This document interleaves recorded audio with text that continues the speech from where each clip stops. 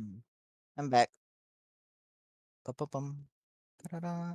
And then Oh yeah. I have the annoyance of going and getting creatures to create the creature tokens, and it's annoying me Oh, because some of them just vaguely don't have a picture of them at all. I'll have to go find them in that find other people's pictures of them because some of the creatures just flat out have no picture of them, just descriptions. it, it happened to me in Foundry where that I was gonna do a one shot for a group I have on Saturdays, and well, I did the one shot, but for making it, I needed to like search for pictures I'm not bothered by because searching for pictures. It's the fact that it will tell me a book. I'll look in the book, it has no picture. I'll Google the name of the creature, also doesn't have a picture of it. So I have to sit here yeah, and literally go looking for something.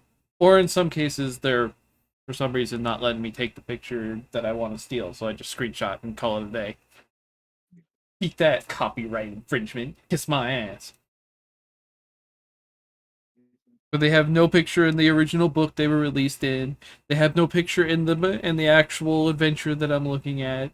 So I have to go find the picture or find something that someone else drew on. Some of them don't even have pictures, or they only give me half the name of the creature. So I looked at it, I'm like, well, what is this? Okay, let's go search what this is. Well, it doesn't show anything.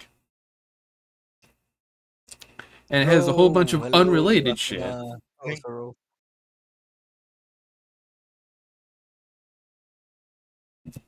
And all the character art's like completely random crap. Or it only has pictures from the adventure path, so I have to go and screenshot those, steal that picture, go and erase a bunch of the letters because some of them have writing, have some of the text that fills out around them instead of giving them a nice box to steal from.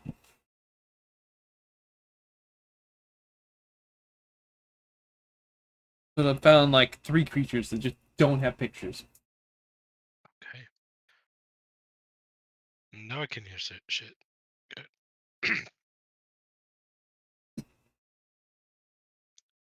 And some of them just make me feel dumb when I read what they are and then just go steal a picture of something similar. Oh,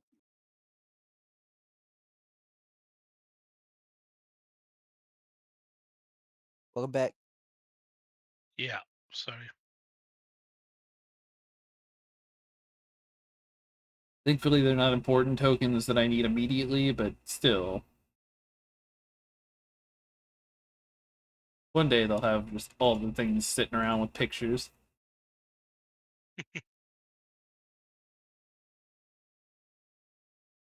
But like many things, I have to go and search through a book, go look at the original book context that it came from, pick that book, go, okay, cool, what is it? Oh, thank you. You don't have any form of picture. Gee, I wonder why AI generated art became so popular. So I can just fill in a Yeah, description and it'll give me this sweet like picture of it that's semi correct. yeah. I mean, And sometimes it takes a while to get it right. You have no idea how many pictures I had to generate to get Mostly just draw. Athena right, but yeah, it does work somehow. What's up? Hello. Hello, Right? hello. like, regardless, I finally figured out where to steal these pictures from, and it works fine. And it's mostly because some of the creatures are described in manners where it's like, that doesn't give me a picture of what this thing is going to be. Like the 500,000 snakes and spiders and scorpions that it has listed in here that all have their own individual names, and I can't find pictures for half of them. Oh, damn, Raptor left. Alright. Yeah, well, you had the funness of disagreements over something, so I don't care. Oh, Raptor left. What do you disagree about? I was going over some rule stuff because when he did damage yesterday, he was doing oddly large amounts of damage considering his feat collections and everything he has for it. and then his misunderstanding to how natural weapons and manufactured weapons interact with each other. I Hey, see. Oh am I late? no, you're in No, time. no. Define Okay, late. Uh, I thought we started at 7 my time. Oh yeah, 7 your time, 6 my time. Okay.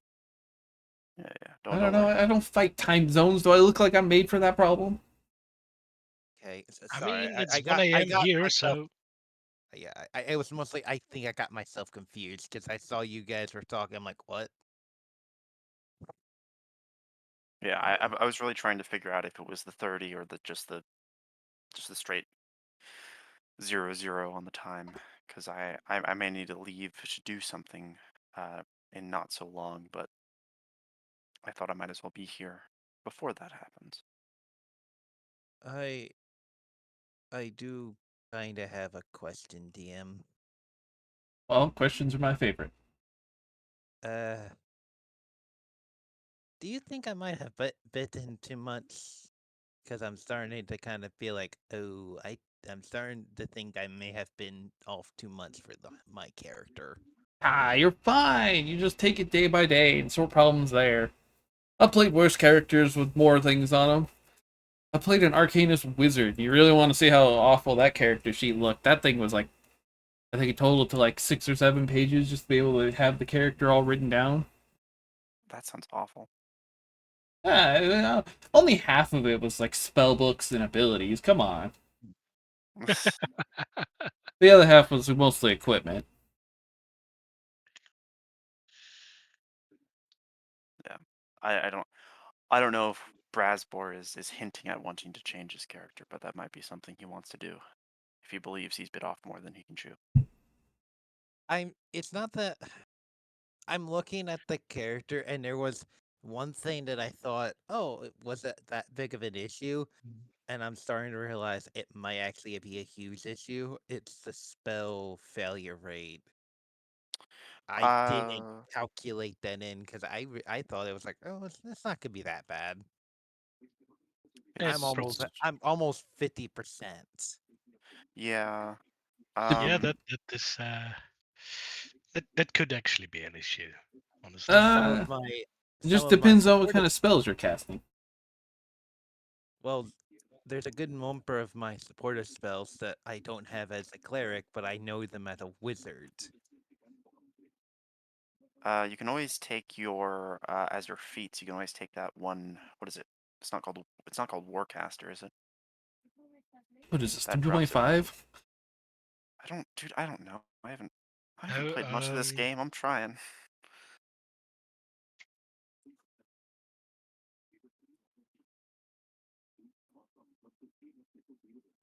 do you mean It's like, arcane training?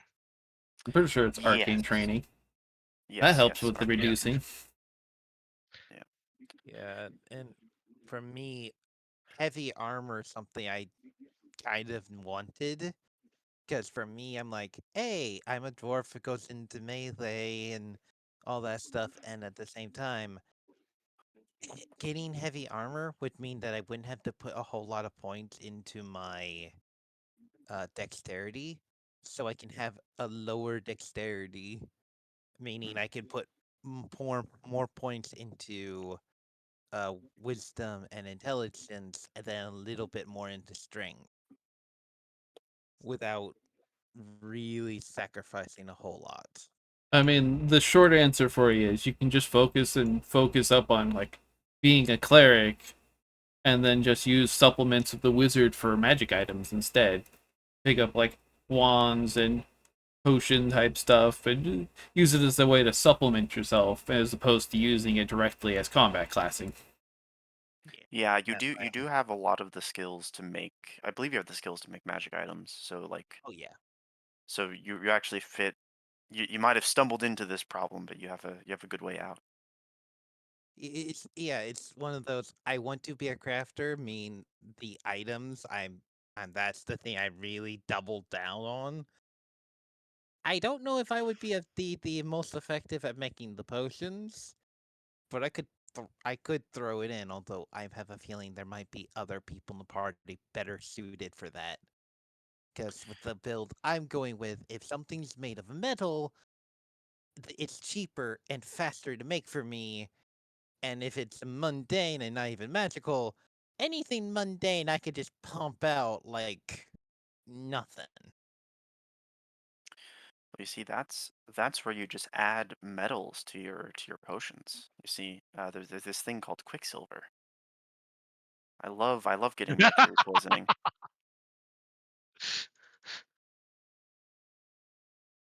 Uh, if any of you guys would like, I could hand my character sheet. Although I don't know if anyone would. Is there a way to share character sheets? I mean, you can just send the link that you have to your character sheet to someone else. Yeah, we can all see it if you send the link. 'Cause then you can just click on it Okay. and it opens the page up. Okay. You know what? Fuck it. I'll just put it in the general chat.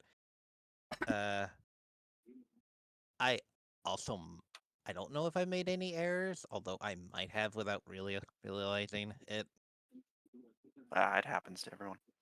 If you've made errors, they're mostly just real minor errors because there's nothing really that like egregiously wrong.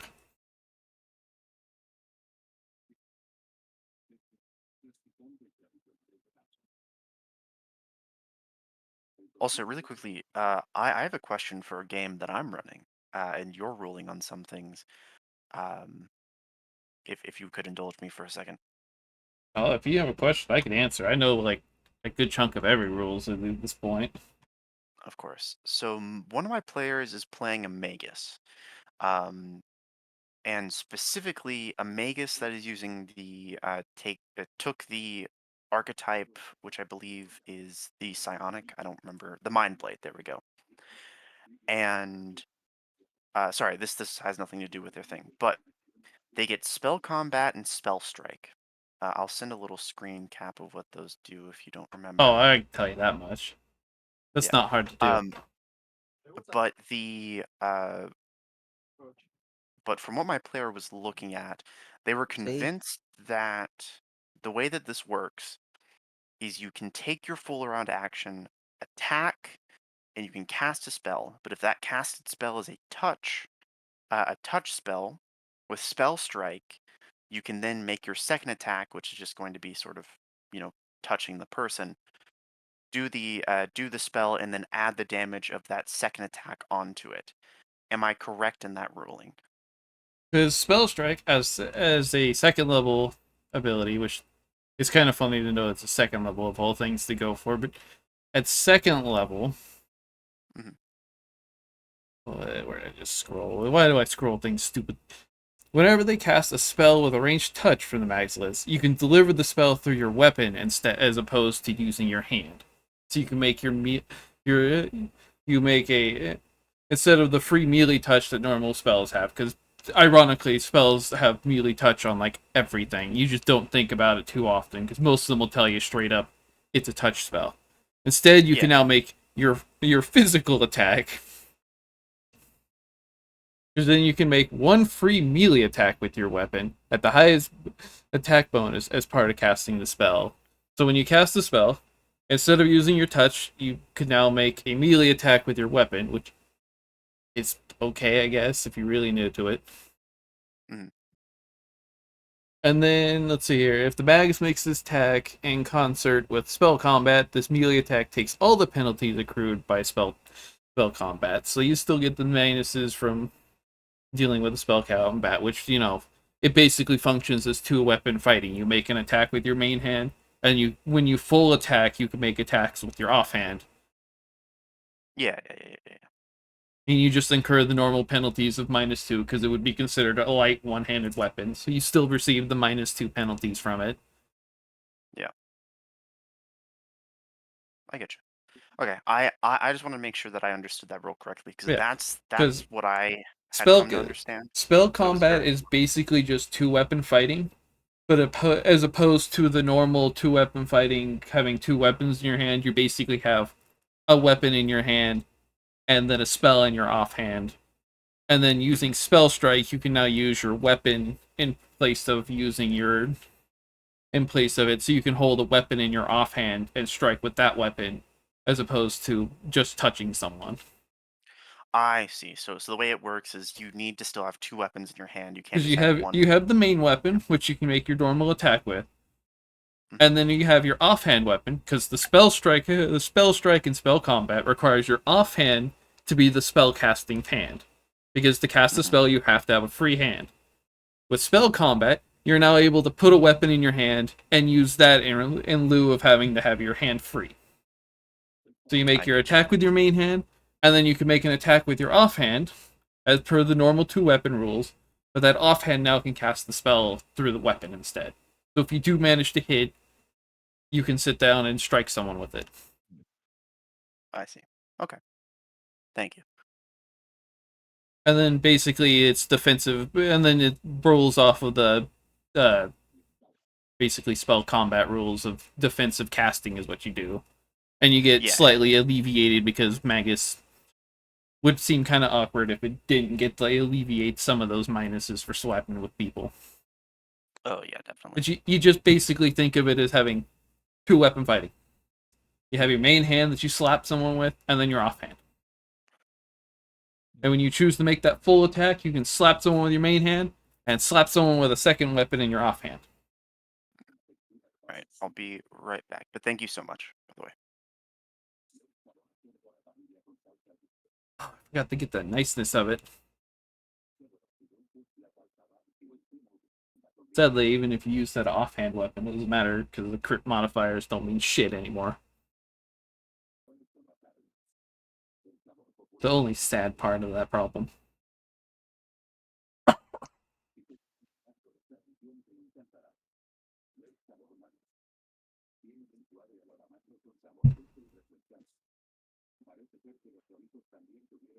I love people that decide they want to disagree with something that the book writes as rules, because I'm all grand for it, but there's a reason they have certain nerfs on things that you don't see.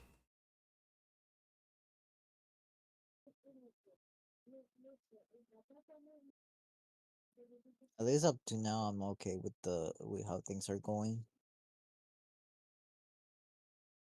Usually the people that have problems are the ones that are super into like min-maxing their numbers and Okay. quote unquote abusing the features that aren't abusable.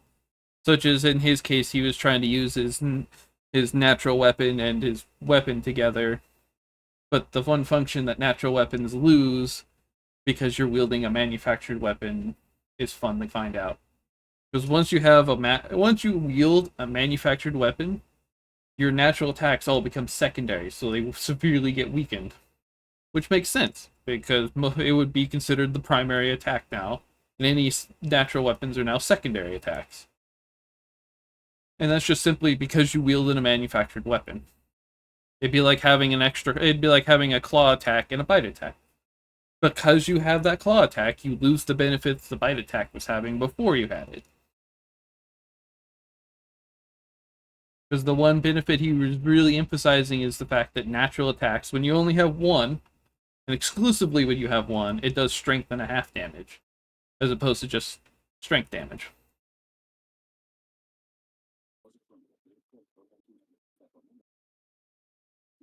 But because manufactured weapons pretty much override like 90% of the rules people want to try and go for, that's kind of how that works. It's kind of like what was it, Epic or whatever wanted to use the double chain comma to do flurry of blows with the reach part of it, but the reach part of it explicitly states it only makes one attack. And because of Vital Strike rules, Vital Strike pretty much solidified how single attacks are written as part of weapon qualities and other item features. When it states you make a single attack, that is a standard action. It is a specific standard action, but it is a standard action nonetheless. It's just the way they wrote it is so that it works with other features that exist in the game. Because depending on how it's worded, you can lose or gain features through the wordings. Because if it just said standard attack, then you wouldn't be able to use a whole bunch of the melee combat feats, because those require them just to be a single attack as opposed to standard actions. It's their way to balance out pretty much action economy is really what it does.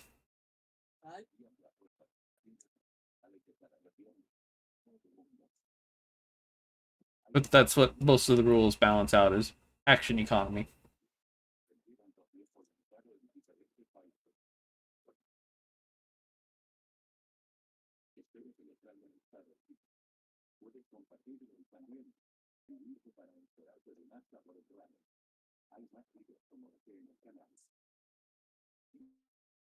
So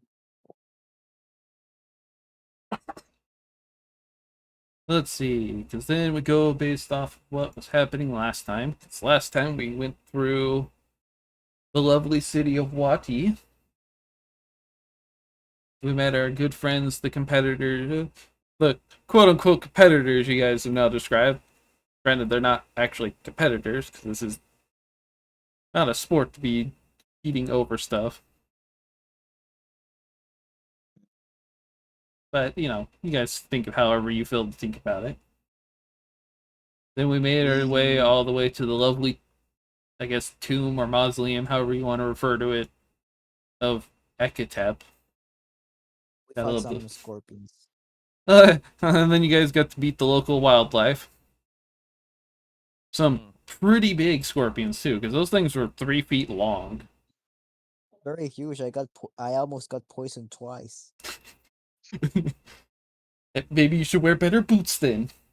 Get some nice thigh highs. Oh, maybe it will. Why is he wearing thigh-high boots in the desert? Oh, he's tired of being poisoned. You say that, but actually speaking, thigh-high boots actually probably would work very effectively in a fucking desert. Yeah, well, that it does. Actually true, yes. Absolutely. That is actually Absolutely. true, yes. I think cowboys use that because of snakes and shit. Well, that's pretty much why cowboy boots are designed the way they are. Mm-hmm. Between the lovely poisonous wildlife that the great outdoors brought upon us, and being able to do a proper way to ride on horses. Which just leads you to the funniness of why, like, high heels exist and stilettos. Yeah. They're designed because horse riding. And because it's Yeah. very nice to avoid the ground with something that's platformed. Yeah, and they were actually well designed for men originally, so yeah. Hey, some of Wigs style were designed choices. I mean pink or fuck, what's the color's name in English? Fuck. Are you referring to a color? Yeah, pink. I think pink is alright. Is the correct way. It used to be a man's color because it is similar to blood. Well, it's also the more expensive material to make. Like half Wasn't of it why purple? colors existed. Yeah, that's why purple was a color for nobility. It's expensive to make some of these colors. Yeah, pretty much. stupidly to make purple. There were Blue. there were so few things that would make blues, purples, and reds for them that's why they were expensive in the high class stuff, and even more so to make some of the lighter variants. Hell, in some instances, stuff like black. You would think black would be easy. No, and according to what type of black you were trying to go with the material, it would be nigh on difficult. Yeah, absolutely. That's why most of the clothing people wore was uncolored. Either that or it was like mostly grays. Yeah, Funny enough. it was whatever the material you could make into a clothing was, and usually it was grays and browns because that's the most natural color to make stuff out of. Yep. And then the whites were all upheld by the churches, so you didn't really get to choose to make white anything. Granted, who would want to wear white if you work out in the fields? Right? That is very true. Yeah. I spend 8 hours of my day out in this mud, then 4 hours dealing with animals. I'm wearing my white t-shirt today. Don't worry, guys. It only takes me another 6 hours to wash the poor thing.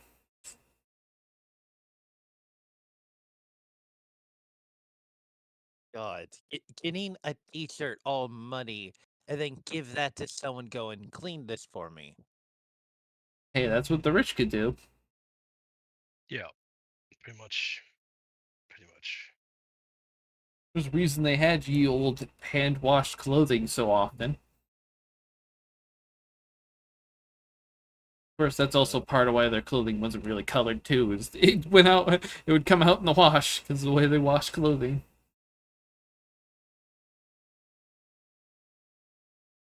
That's why people wore like powdered wigs and colognes all the time.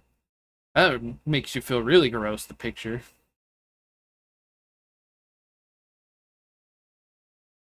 Man. I don't want to think about seeping in like my own filth for months on end. Oh, that'd be gross. Yeah, well, when Yep. baths are considered like not appropriate to do, that's what you went with. And that's why Vikings were the most clean people out there. They took baths. There's a reason disease apparent- didn't spread. And apparently, if you Yeah, read there some was a stories, reason. they got fucking high before a fight. So Why would you feel not? pain. If you had to fight to I mean, fight to death and have a chance of dying, would you not enjoy yourself before that fight? it was mostly the berserkers who ate the mushroom. So, I'd want to get to high be too fair, if I had to go murder a bunch of people in cold blood. true. It'll be like Oblivion when you take the I think it's called skooma or whatever that makes you hallucinate. So you view all the people as The goblins. You don't feel as bad about it when everyone was a goblin and not a person.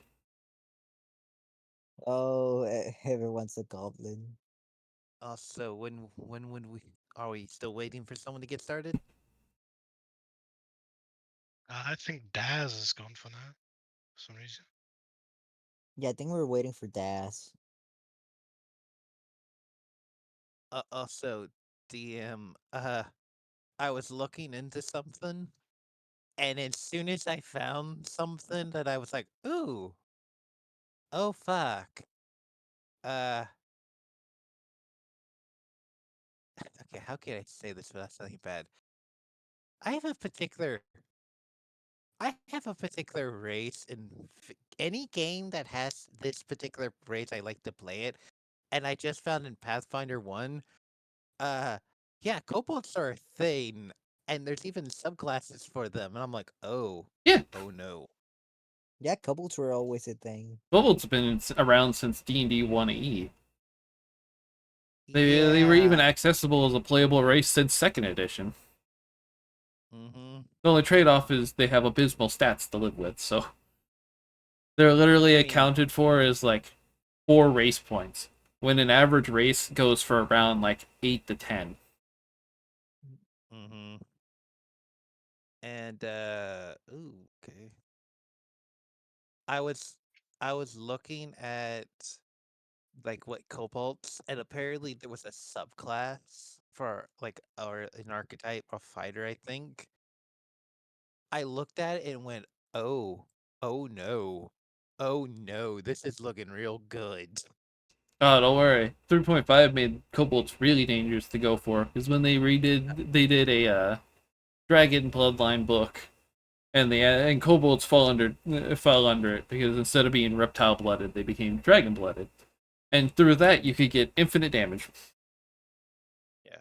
I corrected myself. In Pathfinder, I found a subclass for fighter that kobolds can get called Swarm Fighter. Yeah, Looked at it and went, "Oh no, oh no! This sounds exactly like what a fucking kobold den would be full of." my favorite kobold I ever played was a kobold bushwhacker, and it was a sniper. It was a sniper using a musket as a kobold. was great. I could pop out of the bushes, shoot people, and then disappear again.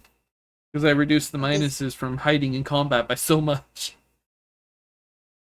I have this kobold idea for second edition. And it's a kobold investigator who investigates vampires and undead. I think that'd be pretty funny. Ghost Hunter Kobold. If their stats didn't suck, Yeah. I'd be more excited to play them more often, but that -4 strength and -2 con and -2 charisma. Oof. Do goblins have charisma? No, Goblins that's the have point. have like +4 dex and +2 con, if I remember correctly. That's pretty good. That's They're pretty one good. of the best races in the game, ironically, because of how nice the race has been adjusted. I remember I played this goblin witch once. I never got to play as her again, but I want to play as her again because she's really funny. Oh yeah, And she talks to frog. they have +4 dex, -2 strength, -2 charisma. Yeah, perfect for a witch. The loss of charisma doesn't affect a lot of classes, to be fair. Charisma is one of those stats, if it's not part of your main kit, it's eh. Hmm. Of course, they also have all the goofy racial traits that are funny to go and have.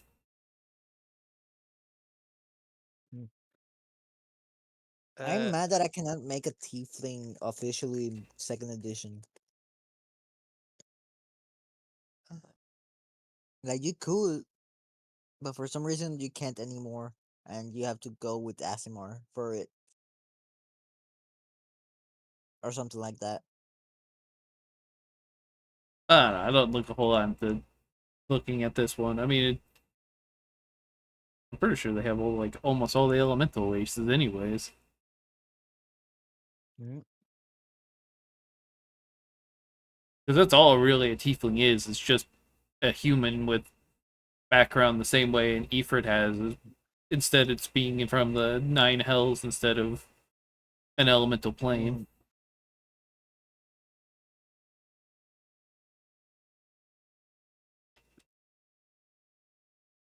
And they're pretty much just Asmars, because all an Asmar is the celestial as opposed to into most of the fiendishes, so it's not like it's that much of a difference. Mhm. Of course, people make fun of Asmars all the time as being Mary Sue races.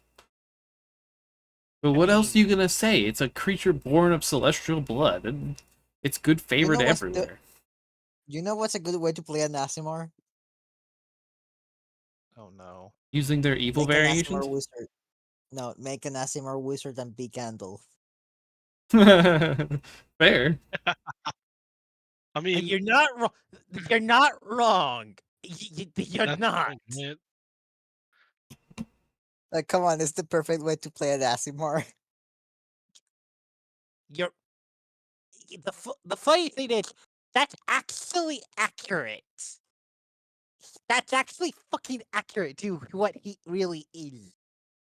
Yeah, 100% accurate. Pretty much, yeah. Pretty much. Man, I like Lord of the Rings.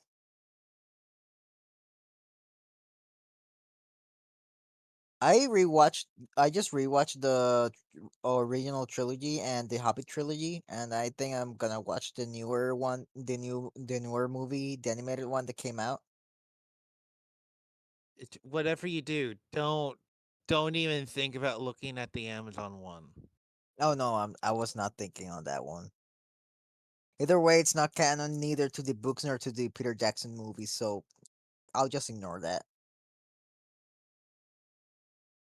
Yeah, well, welcome to pretty much everything that exists for any modern era. They take something, they slap it on there, and they claim it's a new thing, or claim they want a copycat off of the original stories. And then you just look at it and you go, okay. Move on To with be my day. fair, yeah, to be fair, at least it is not in the Peter Jackson universe, because if that were the case, I would be freaking mad.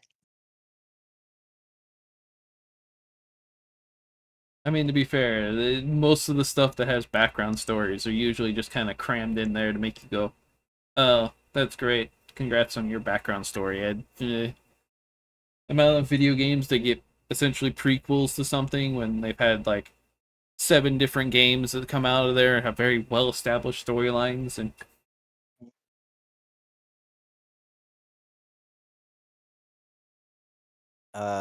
What will we do about the guy that left? I forgot his name.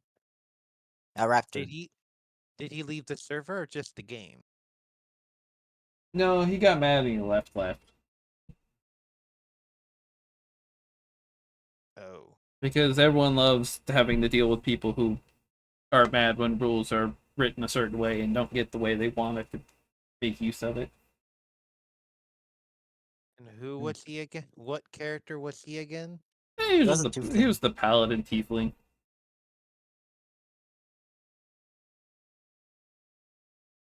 He was playing Ah, around with racial stuff and weaponry stuff that the rules have clearly defined, and he's making use of trying to find the most abusable function of it. Uh, Game Breaker. He aims for the poke it, and most of those don't like when they get slap on the hand because you can try and break it, but I'm the one who controls a lot of the aspect and read the rules well enough to know what you can and can't do with certain things. Mm. Because I totally get bringing up you want a bite All right. attack as a replace for having spell-like abilities, because the spells are kind of meh. I'm back, by the way. Oh, good. We can get back into this party solutions. As you guys have cleared up these lovely scorpions to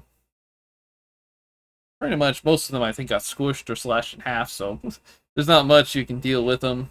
You kind of threw them out to the back out into the wild to hopefully let some level of predator eat the remains. Those who are willing to come into this area, which isn't particularly, but I mean, even then, the desert will take care of it otherwise. And as the combat finally clears up and you guys get settled back from sweeping out the bugs, your good friend and Zark kind of looks very displeased with how everything is going, and he kind of kicks a little bit of sand and he marches his way out without any real word back to you. Seems that we have lost a party member. aye. Believe he was our lead. Um, well, we move on. Hey, we'll try to fix something. We will try to figure something out. I bet we will.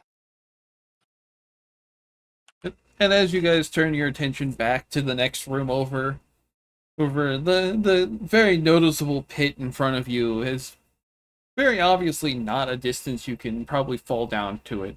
Those with dark vision can tell it's fairly steep down. Those without look in and see pretty much darkness for an extreme amount of distance. As you're looking around, you can already see a nice pit has been jammed into the side of it with what looks to be a rope tied still onto it. I touched the rope, testing its strength. As you lift it, beyond the fact that it's pretty much like maybe a foot of rope, it almost disintegrates in your hands as you lift it up. I'm gonna test the pipe and make sure it's in there.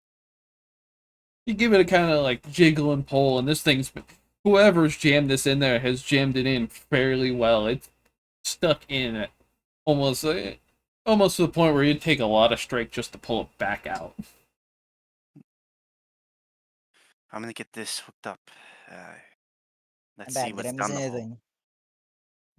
Our party leader marched off into the dust and will never return. Oh my god, he left? Yeah, he left. Since when? Did he just leave overnight? I believe it was a disagreement in the rules. Bound. What are we talking about here? Oh, are you are you Come are on, you in guys, character? focus in the character here. Oh, that's my bad. I'm so bad. Yes, I don't know. He just sort of left. Walked right out that door. I'm gonna point to the Oh big hole where damn. all the scorpions are. Ooh, that's bad. That's really bad. He Oh well. probably got, he Ever. probably got bit one too many times. Yes. Yeah, wait, hold on. Now, since he's left, who's gonna be the party leader? I think that we can figure that out once we get down there, yes? Yeah, good idea. It doesn't help if we just stay here and think about it. Exactly. We'll I'm figure gonna it start. out. Oh, sorry. Sorry. I wanna throw a rope to Daz and bind a second one to the one just to make sure we have enough Hmm? rope to get down. I'm going to tie a knot. Make a combat maneuver check for me. Oh, fuck you. I mean, Combat I maneuver. have to do You. one too, right? I hate this DM making me do these rolls. How dare you? All right, combat maneuver check. Ah, Uh, is that the actually how you tie a disadvantage. rope in the system? Is a combat maneuver check? I mean, it's that or sleight of hands. Do I have a +7 in my combat maneuver. I do not have anything in sleight of hand, so I will take it. Hey, that's a um, 15 +7. I My guy may is smart. have a bit more, I suppose. God damn it. That's my cat. The Come on, normal bro. rules don't actually have a rule for tying rope. It's just it's left to be in a combat maneuver because it's for pretty much using the same rules as if you were to bind someone. Bind someone is pretty much the same rules they use for tying knots. I gotcha. I gotcha. Why not? They used to have a skill for use rope, but they removed that from 3.5 to Pathfinder. So now it's just a combat maneuver check or a sleight of hands. I can't blame them. So with sleight of hands, I would have had 27. With combat maneuver, less, like 20. It's base attack bonus plus your strength, so. Yeah, exactly. But you tie you guys you tie the rope on and it's nice and secured onto it. You feel very confident in your actual tying the knot, to not actually That's a fall very immediately. that's a very nice knot. Are you talking to me or are you talking to my to I'm talking to you. oh, thank you. Your boat training kind of And actually has yeah. an influence on your ability to do that. I mean, profession sailor would also have been an acceptable knight and knot tying method too. I'm glad I am not a profession sailor. All my time on land, you learn how to use a rope. Nice. Lens. What? I It's an probably should important learn to skill. tie a knot. It is a good skill. You got to keep things attached together. Got to keep things stable. Yep. And it will help whenever an instrument I have breaks. I think. I Can I believe not so. fix a app lute? I assume you can. Do you have profession musician? I don't think so. I probably should have picked that. Hmm. I mean, depending on what you want to fix on a lute, it's a craft check that's not hard to fix. True.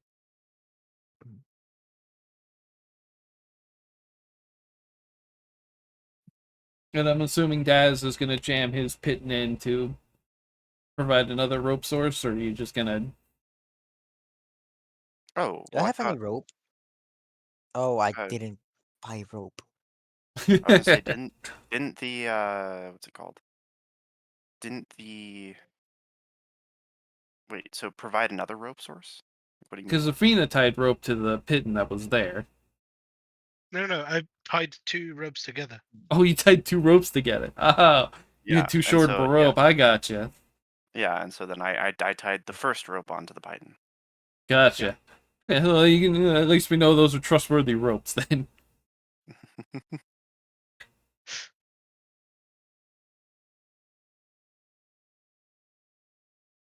Because otherwise, you get it nice and secured onto the pit and then drop it down. You can kind of hear a dull thud of rope hitting sand kind of echo up through the chambers as it hits the ground. At least we know that it went down there. Well, this is not that far. Hopefully. Well, with like I'm I gonna can I'm gonna go ahead and check it out. You go climbing down the rope. Yeah. before you go down. Yeah, but before you go down, what kind of equipment does everyone have? Oh, I have 2 water skins, bat So, rope. like, what equipment do you Uh, have on you? Like armor, weapons? oh, I have a chain shirt, a battle axe, a wakizashi. I have a scythe, and I just showed you guys the battle axe and the scythe and the wakizashi. Uh, to be honest, I have no use for the wakizashi, but I only have it because it looks cool. Style Well, over practicality. I do have If it 2 works, it works. wakizashis, um, and a longbow hanging around me, basically, and some leather armor. Nothing is really hidden, so yeah. Okay, I'm just making sure that I can technically do this.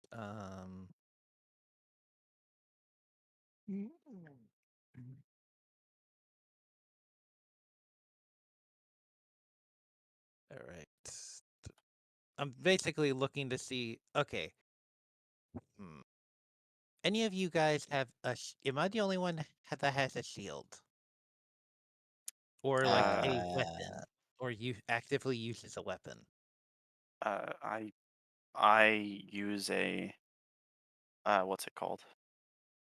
I use a serrated saber, a sawtooth saber. All right. But I do not use shields. I also don't have any shields. I mostly just go full on battle. Yeah, same. Okay.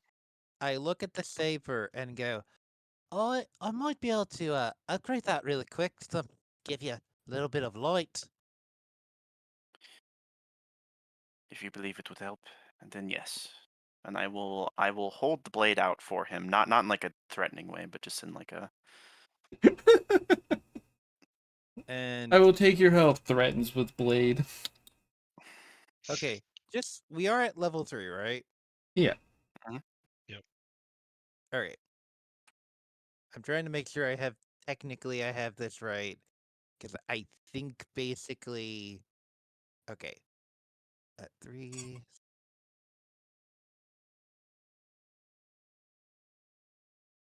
It's one of those things that I am looking at. Uh, okay, Alright, so while you're working that one out, sounds like Athena wants to climb down the rope. Yeah, basically. I will shout down, if you die, will you let us know? You know me. Good. Uh, I need you put to him make in 2 the rope. climb checks. 2 climb checks. All right.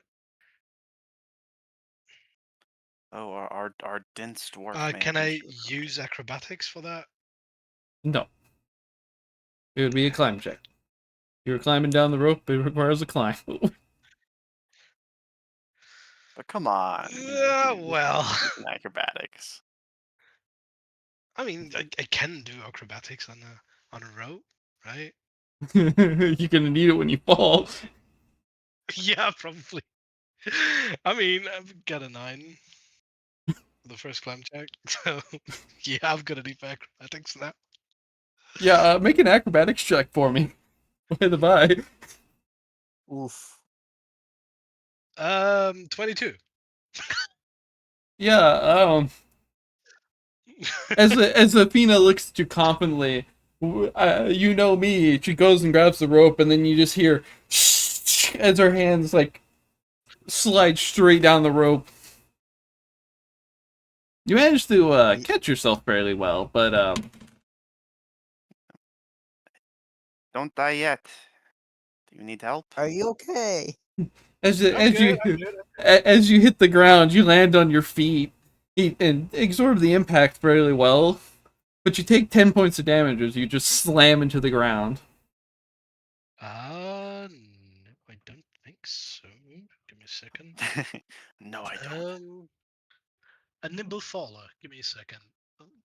I know there was something in Okay. there. I know what I want to do, DM.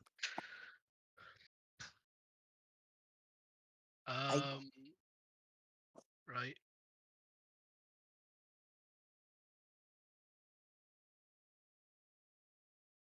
Oh. Okay, some catfolk have an amazing sense of balance and keen knowledge of their own center of gravity.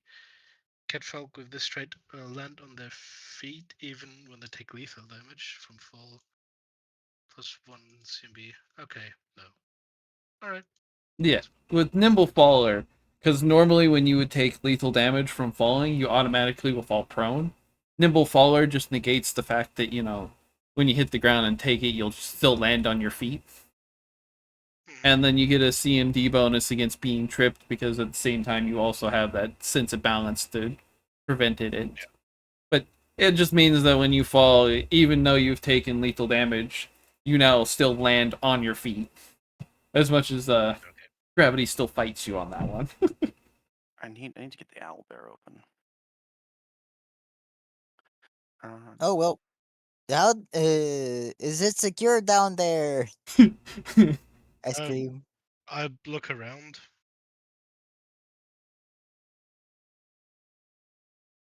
I realized I don't have a healing spell. Don't see jack shit. Okay. I also don't. Oh um, god. give me a second. Give me a second. Motherfuckers, I am your here. 10. I am your healing. What the goddamn fuck are you talking about? Well, I didn't 10. say that in character. My character doesn't think these are spells. These are gifts by God. Anyways. No, No, I know you're fucking just messing with you. That reminds me of a joke someone else made.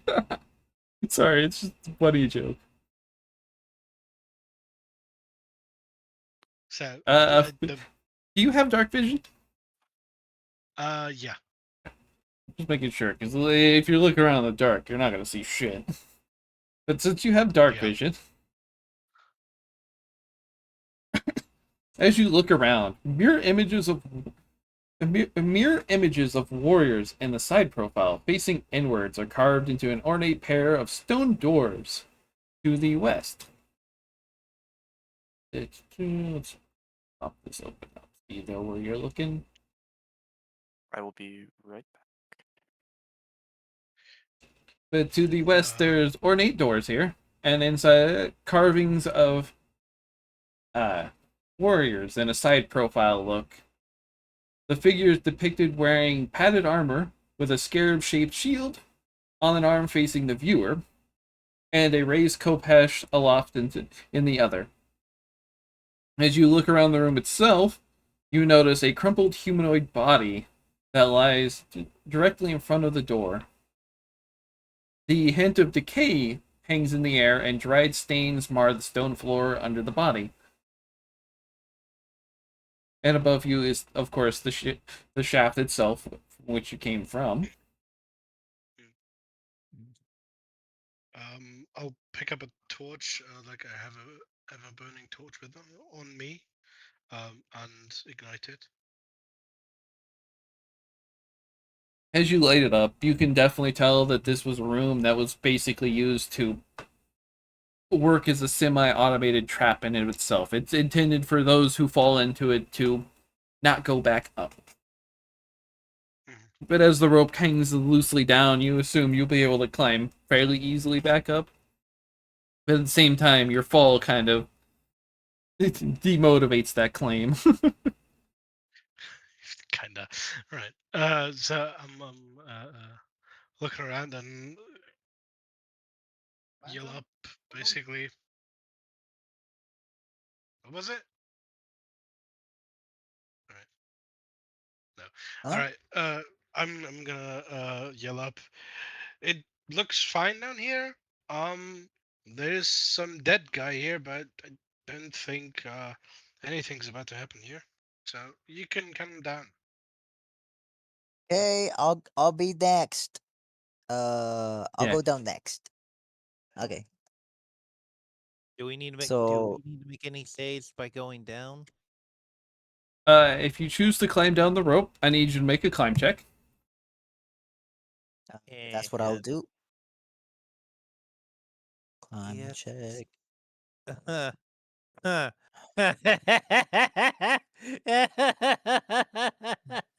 Sounds like we got more gravity 17, followers. I just looked at what my 18, what I 19, just 20, looked at 21, what 22, my 23, climb 23. is. 23. I got a 23 in total.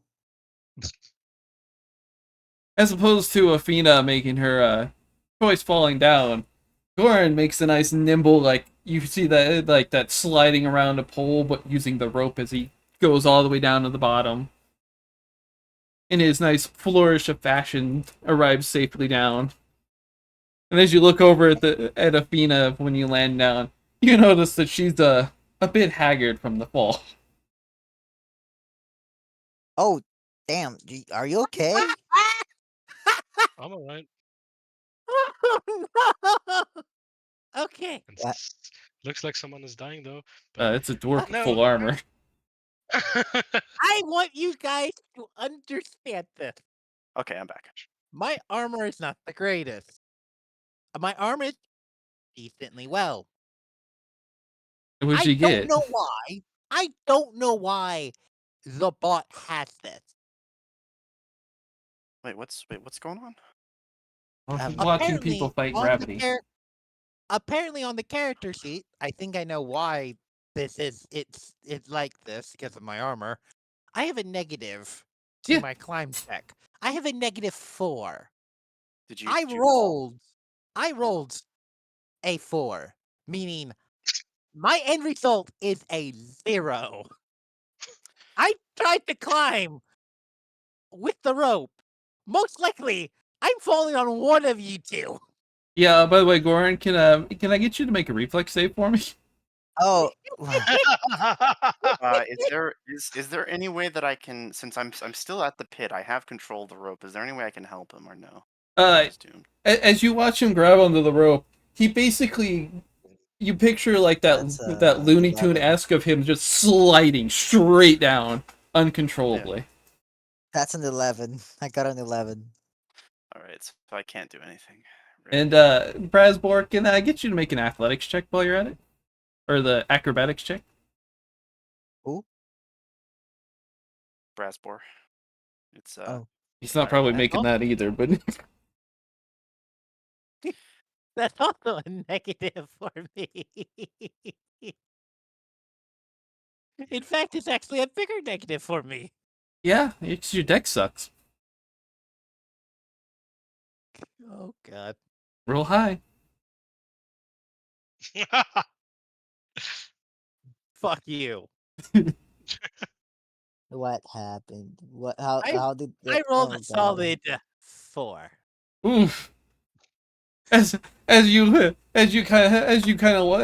looks down to see the dwarf grab the rope, he immediately just plummets. As you notice that very much his heavy armor does not help him in this case of climbing down. Goran, as you land down and get that flourish, you hear. "Ah!" You take a nice little step out and you see the dwarf just slam into the ground. Thankfully, Oh. thankfully his heavy armor does level some level of padding onto him, so it's not like the most awful feeling for you. You do still take 11 points of damage as you smash down into the ground. I take 11 points of damage, or they? You take 11 as you just Uh, smack down to the ground. Between the sand and your armor, you padded out some level of the hitting in the ground, so it's not like the worst hitting, but it is a full frontal bam, and you hear the loud thud of metal, and sand just poofs up into the air. Brasper, are you okay? I'm If I just did Can you laughing not help? on the floor. I'm just rolling on the floor and laughing. if I did not have vested interest in this, I believe I would have left by now. I'm gonna start climbing down. As make your climb check. Okay. Did Goron fail, by the way? I just need to know this. No, he No. succeeded his way Okay. down. So maybe it's every other person. I have an okay climb. Could be worse. I have a +8. That's a natural 20, baby. That's a natural 20. I thought you said natural. I thought you were gonna say natural one. That would have killed me to see happening. No. When you live on land, you learn how to climb ropes. It's easy. But as you climb down, as you're climbing down, you can just hear Athena bursting out in this hysterical state of laughing. And as you get down, you see Brasboard just laying on the ground, just groaning, as he's clearly Brasboard, just you taken the look full up. plummet. I'm gonna hold my hand out to Brasbor and say, "At least you're heavy. Hopefully, you didn't hurt too much." Bloody hell, no. I think I'm good. As he starts to get up, you start to hear Oh, and no, that's not from his bones. That's literally from the back as the bone as the metal is not crushed like a can. But the stone beneath it has definitely been like, oh, battering ram, fuck you. Yeah, you look down at the ground and you can see some noticeable cracks from the impact of Brasboard in it. that You was you a can tell. that was a very heavy fall, man. I But as you guys arrive down, you guys can noticeably see the room is pretty much intended to be a pit trap. Essentially, is what it aims for. Anyone traveling in is to fall into it and hit the ground and dilute as much intruders as you can get. There appears to be a corpse, pretty much has suffered the same fate as Brasboard and Athena, landing straight down to it. He's outstretched reaching for the door, but he's clearly definitely did not survive the fall, as you can tell. You look over him and his legs have been clearly broken. I Can guess I do a perception check to see if there's anything down here besides the dead man? Make your perception check. Before you make that check, could I do something really fast? Sure. I get up from the ground. I go, thank you, that, and if you don't mind, I can upgrade your saber. That weapon for you. He takes out his hammer. I pull the sword again. He takes it and Non-threateningly. he takes it, and you hear a thump thump, and then a boom. And as soon as you hear the boom, you see this rune glow onto your weapon. It is a single rune. However, it has this effect that I'm going to put on the server for everyone to read. Thank you. And I technically use 3 of my runes to create this one powerful one. So technically when you use the ability, no, not 3, 4.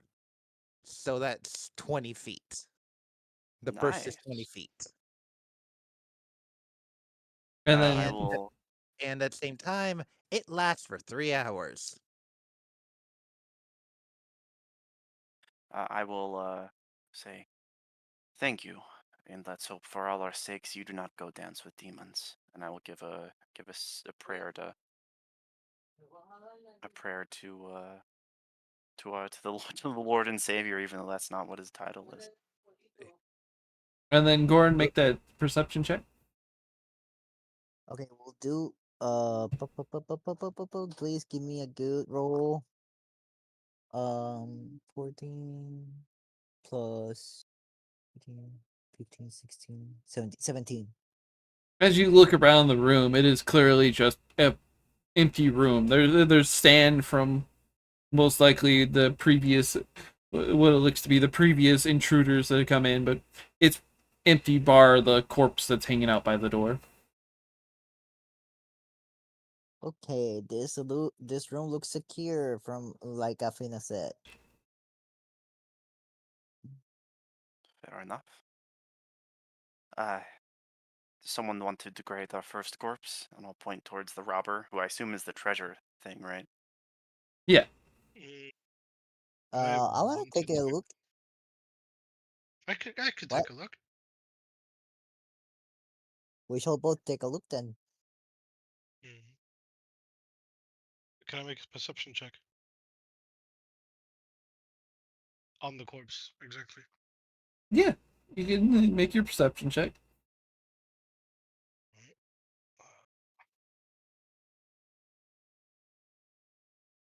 Um,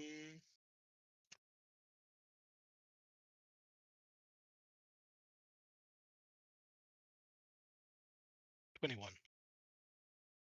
As you start to Good. sort through and like move the body to see what he has onto him, you can definitely tell this corpse has been here for a long period of time. His leather armor he's wearing pretty much falls apart as you tug on it and lift the body up for it. You do happen to find on him uh, two metal pitons and a hammer on him. And clearly, this was one of the people that was up front, upstairs and had hammered in the piton to get even down here in the first place. And he must have fallen the same way most of you guys have fallen, climbed down the rope and not made a successful save on that one. And on top of that, as you lift him up, you find two vials of alchemist fire. Somehow, Oh, as from his fall, he did not break them, which is more than surprising than anything else. I have 3 of those on my satchel. That's cool. Let's go. Nice. I mean, that sounds interesting. But beyond that, Got some cool everything stuff. else he has for it has clearly been weather worn and unusable beyond belief. Wait, does he have any instruments with him? No, Oh. Is there any other corpse? that would be the only thing in the room. Oh, okay. If no one, I'm gonna say if no one else will take the alchemist fire, I will add the 2 new vials to my ever-going vial bandolier. It would have been a danger to fall and have those explode on you. Yeah, I looked at the ability of glow glyph and I was like, well, I cannot use this until all of my vials are safe because I'm going to light myself on fire by accident. But beyond that, there's the same door with a young man wielding a Kopesh overhead and scarab shaped shield in the other arm, facing onto the door. Um, Interesting. is there some kind of mechanism to the door that I can see, or... Once again, these are just Wait, straight flat doors. Assumingly, they either you would just simply have to force them open for the most part because they have no handles or anything. This place isn't really intended for people to come into, so they're just smooth doors. I'm gonna try and use open on the door. You cast the spell and it does not open the door. Oh well, it was worth a try. That is true. Oh shit. I'm gonna cast Detect Magic as a 0 level cantrip. I love these spells. As you look around the room, the only magic you can detect is coming off the other people in the party. Ah, shit. It is not magical to my eyes. I will, Athena, I believe it is time to work your magic. I don't think so. There's no lock. But there may be a mechanism. about as far as I can see. I think you just have to get it open the way we did the first one. Brute force it is. Let's go. And both I'm at the very least, but Saber, you guys gonna act to what have a light source? that is true. I'm gonna if I sheath the saber, does the light still come from the saber? Am I good to go on that? I mean, I do have a ever burning torch on me, burning. Oh, okay, yeah. So I'll sheath it for now, and I will brace myself ready to try and open this door. To answer your Ready. question, once you sheath the blade, it would smother the light that it would produce. Okay, but the runes are not. It won't fade the runes, it just smothers the light that they're producing. I get you. I It get you. would be the same way with any other magic item. Once you stick it into the sheath would smother the effects of it. So if you have like a flaming one, it extinguishes the flames. I get you. But once you sheath it, it seals the magic from being able to function. All right. And unsheathing it activates it again, I guess. Yeah. But yeah, I am putting I'm putting in my sheath, and I am bracing against the door. I'm gonna assume it's a push, because if it's a pull, that's a devilish trick that they've pulled on us. As you go to push the doors, compared to the first like set of doors you guys come into, it's still heavy to push the doors, but it is definitely more doable for you to be able to do it up. It's not the worst push in the world, but you can definitely tell that the doors weren't intended to be repeat use type situations. You can push them, and you feel the weight of the stone doors intended, but nothing you can't manage to be able to push in and out of it. Oh, okay. Well, then I'm unsheathing my sword and saying, that was a lot easier. I'm guessing I lead. Oh, let's keep going then. I mean, you can let me go first. I can look for traps and things like that. Of course. And I Alright. will let Athena lead, and I will follow right behind.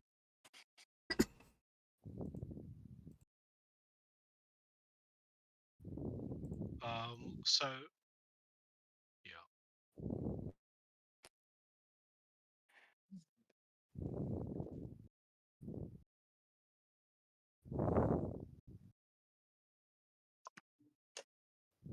What do I see when I step into the hallway, I suppose? As you step in, you can now get a better view of it, but the lovely walls here, these walls themselves have the walls of this 10-foot wide corridor features bas relief carvings of a great battle. Armies with spears and shields clash at the direction of generals, while the other leaders direct troops from chariots that are ruthlessly overrunning enemies.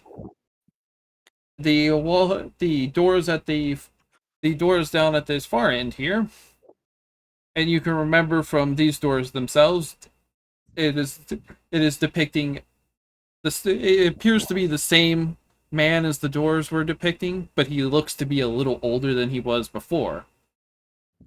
And he is currently, it is depicting him a little older than what he is, probably closer from his he was from his early teens to his more like mid-20s to early 30s age of him riding a chariot, still wielding his scarab shield, but instead of having a weapon in hand, he is pointing as if he was directing the combat that was shown on the walls themselves. I see.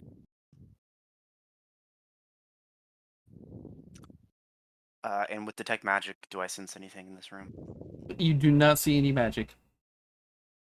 I see. Can I want to look around and see if I can see any traps or anything like that. Sure, make a perception check.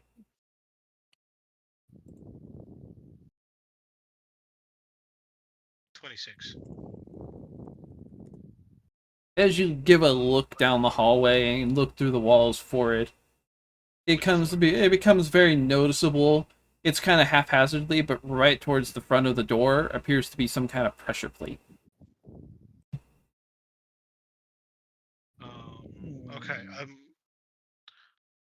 Like right in front of me, where I'm standing here right now, or No, at the far end doors, right on here. There's a pressure plate that appears to be it. It's a fairly large one, taking up pretty much all the way up to the edging of the door in here. okay. So the complete thing is. It would be starting from like the corner here, all the way up to around like this type of area for it. It takes up most of this spacing. Okay. I walk forward to right in front of the trap, the pressure plate. And can I see anything what this does or something like that? Based on how you rolled onto him, it looks to be a pressure plate that, if pressed, would fire a volley of arrows or darts or something down the hallway. Okay.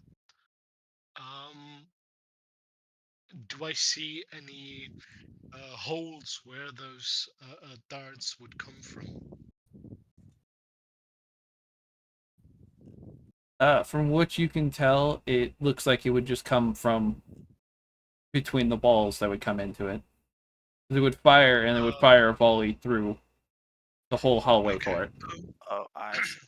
Yeah, Top to because the bottom. arrows would come through here, and it would shoot volleys Top to between the bottom, all.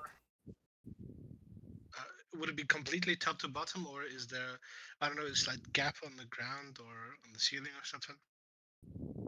No, it would be. It would be, well, I mean, the gap. There would be a gap on the top half of it, which you probably couldn't reach anyways, because it would be the first like 5 feet of the hallway, and then 5 feet up from there. It doesn't have any volleys or anything through it. Okay. It is definitely intended to ward off intruders who willy nilly just walk in. Okay.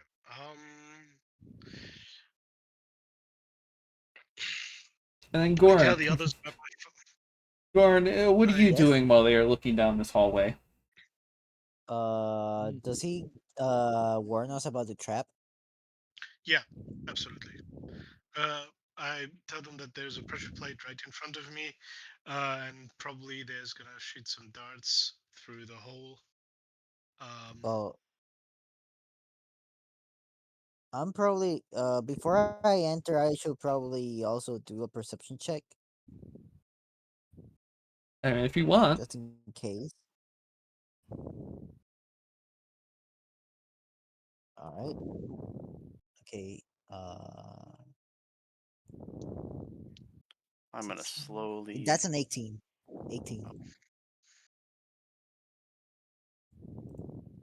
As you hear Athena describing this trap onto it, you walk in to go and look. You don't notice on your own that you don't notice beyond the fact that she points in the area in front of her, but you can't really notice where the pressure plate actually is that she's pointing out to you. Okay. I'm gonna slowly produce my crowbar from my backpack and say, "Is there a way to pull it up?"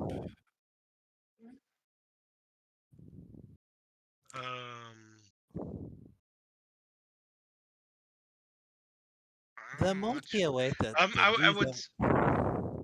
I would want them to stand back.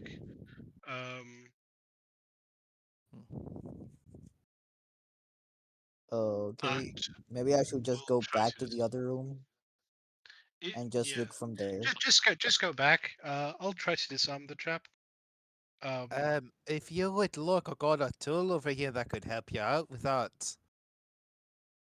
And Yeah. as I go into my bag and literally pull out I believe it is a 10-foot long pole. I don't know if that would. Oh, you could No, set. Oh, you wouldn't could matter. set it off from. Oh, yep. You can set it off from over No, there. the point is, if I would set it off, I would stand here, but the whole It traps the whole corridor room. would be it's the whole room. So It'd be a volley of arrows from the whole room firing off. the only Uh, way I I could could I could is try and throw my I could try and throw a gold coin over to the pressure plate, or at least doubt a gold coin I would told do the trick. everybody. I don't think a gold coin would do the trick. It's probably too light. Eh, we little yeah. Then there is gold coins. Mm. Grabs his bag of gold, just tosses it. I mean, we can. Actually, no. I think there might be another option. I think there might be another option that actually genuinely probably would work. Well, Do we nice, have a best friend. ball or something like that? Like that could work if he rolls something onto it. I look at them and I go, trust me, I think we got an option. I literally pull out my Warhammer, offered it to them, be like, I don't think this might be heavy enough to trigger that thing. I can throw that. That could work. And plus, I could always call it back to me. Fair enough. No reason in not trying. And DM, I might be misunderstanding, but my Warhammer is my bonded weapon. Yeah. So, if I'm understanding right, it can come back to me, correct? No. It's just a weapon that you can use for your to use for spells. It's like having a wand. It's still just a warhammer. Okay. Okay. So if you I got confused with a 5th edition. What they kind of have some. yeah, Eldritch Knight has. they slightly changed it for that one, but for the purposes of Pathfinder, it's just a magic. It's just your weapon that you choose to use as a wand instead of using a staff or something. So if you throw it, it's still just a warhammer. It just functions all its magical properties in your hands as opposed to anyone picking it up.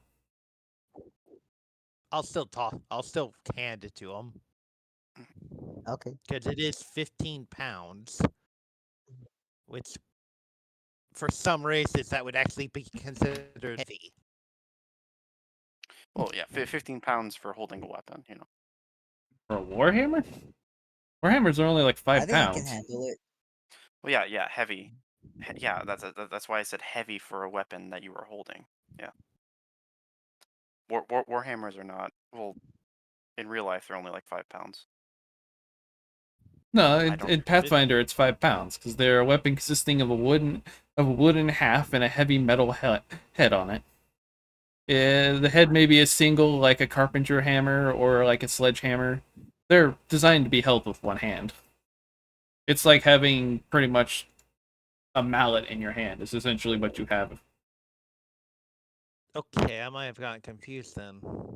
Yeah, warhammers are fairly light. If you had a sledgehammer, I could picture it being more close to it, because I think they're close to like 10 pounds. But a warhammer is designed to be used with one hand and weighs 5 pounds for you. It's pretty much like using a carpentry hammer to swing at people. The fantasy look of it makes it look bigger, but it's more or less like literally just carpentry hammer size of swinging at it. It's more of its precision is where its damage comes from than its weight, as opposed to most hammers that exist. I get you. Yeah, if you wanted to hammer nail, that's what you're picturing, is what you're looking at. I think I might have gotten like literally. I still offer it because it's like heavy enough. It should trigger. Yeah, the I mean, trap at the compared to a very lot of stuff, it is still fairly heavy of an object. All right. Should I try and throw the hammer? If once you guys get out of the hallway, yeah. Yeah. I'm already out of the hallway. I meant our other fellows. Oh, okay. The only problem with throwing Right. that hammer is you can only throw it about this far. Which is why I Oh. think we should try the crowbar.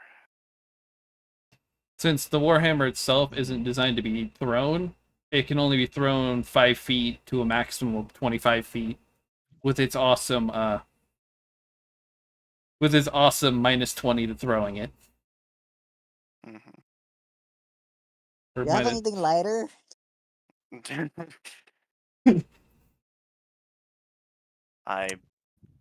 Is there Rebel? Is there like a rock that I can just hand him? no, there's sand. Lots of sand. I'll take a handful of Actually, sand hold and on. hold it out. I have a backpack. I can use it to. I can put a lot of sand in it and then throw it. I mean, it's a solution, I guess. Well, the thing is that like that's gonna be harder to throw than a hammer, right? To be fair, it has the same problem of only going so far. It's not intended to be thrown, so you can only throw it a good 30 feet. Yeah. I'm gonna look to Athena and say, "Can you just tell me where it is? I will try and lift the plate up without triggering it." Let me try to do that. All right.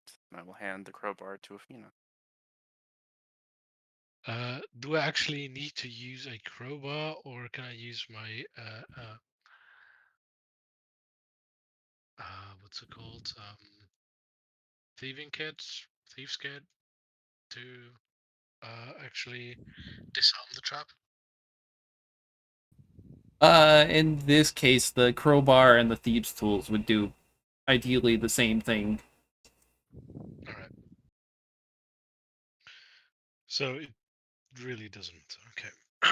I'm going to the front. I lay on the ground, like flat on the ground, so to have as little leeway as I could, and try to disarm the trap. Make a disable device.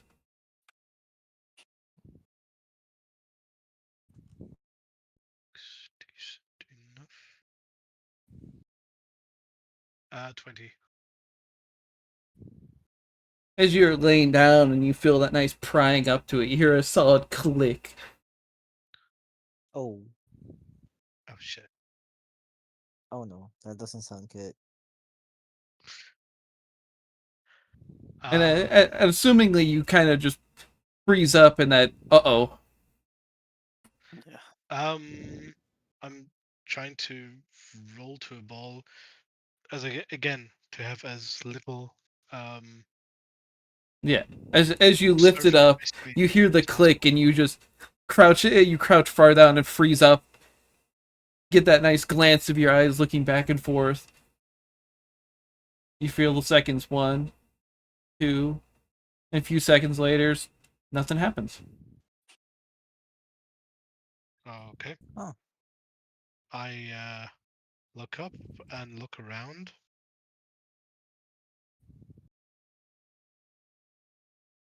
And carefully stand up.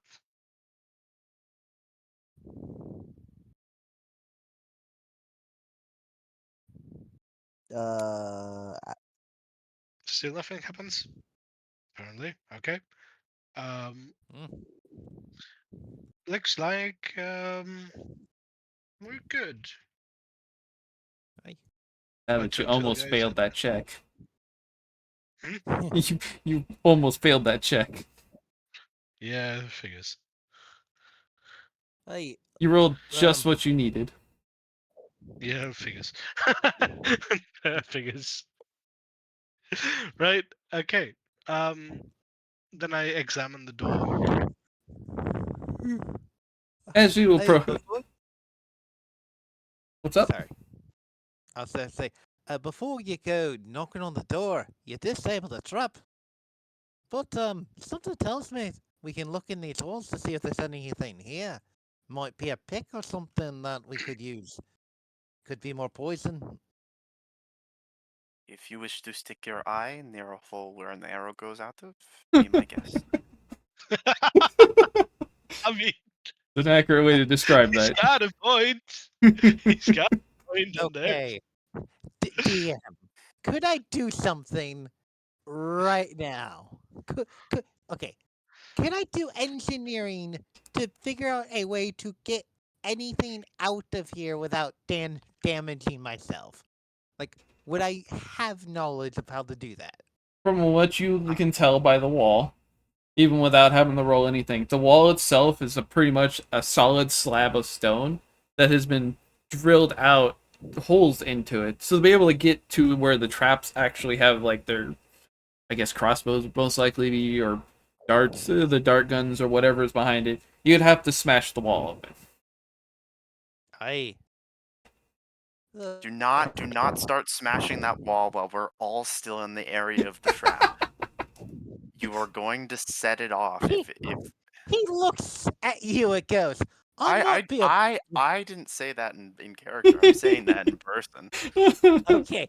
In character, if you would have looked at him, you would have said that he would have looked directly at you and would have been like, "I'm sorry, do I look like a fucking bulb to you? That would be great to I'm see not happening. smashing. I'm clobbering." I'm not. Oh my gosh. That, Okay. that doesn't sound better. This sounds worse. And then I'll say, Athena, as you are looking at the door as this is going on, it's once again just another big slab stone doors that you'd have to force open. All right, big guy, your job. all right, I will hold my. I love how you can call me big guy, because there is no one taller than me in this party. I don't think. And I'm just short. That could be Tyler, but that will take some raging. Oh But well, yeah, that's besides the point. yeah. I will. What's it called? I will. My sword is unsheathed, sort of giving light to everyone, and I'm going to slowly open the door, uh, making sure that there's no fucking tripwires or whatever they set up here, or a bell maybe. Might have a bell trap. Wouldn't be surprised. You hear the floor click. Nah, you're good. You push open the door, and it has that same level of resistance as the door that initially the other door gone to. You go to push it open, and it's weighty. Its weightiness is definitely noticeable, but it's still tolerable enough that you don't stress or struggle over pushing it. But you can tell that it's not really supposed to be opened repeatedly and closed repeatedly. Mhm. I will hold it open if it needs to be held open, but I assume it doesn't. Um, and I will Swings back look like in. one of those kitchen doors. Yeah. No, I once you will. once you push it open, it stays from just the sheer weight of the door itself. I get you. I'm gonna look into this room with my detect magic eyes because I still have that spell. I think that lasts for. I was looking for the spell. Let me check actually. It lasts for a good bit, I believe. As you push the doors open and step into it, across the room you see a faded tapestry that hangs on wooden frames to the in this western wall, as depicted here. This lovely basically two sticks have been jammed up into it and tapestry hanging. Faded and delicate, assumingly from everything else you've picked up that's been clothy and made of rope material type stuff. Most of the plant stuff has definitely been. The tapestry depicts what appears to be the same man that was depicted on both the doors previously. And he's clearly in his roughly middle ages now.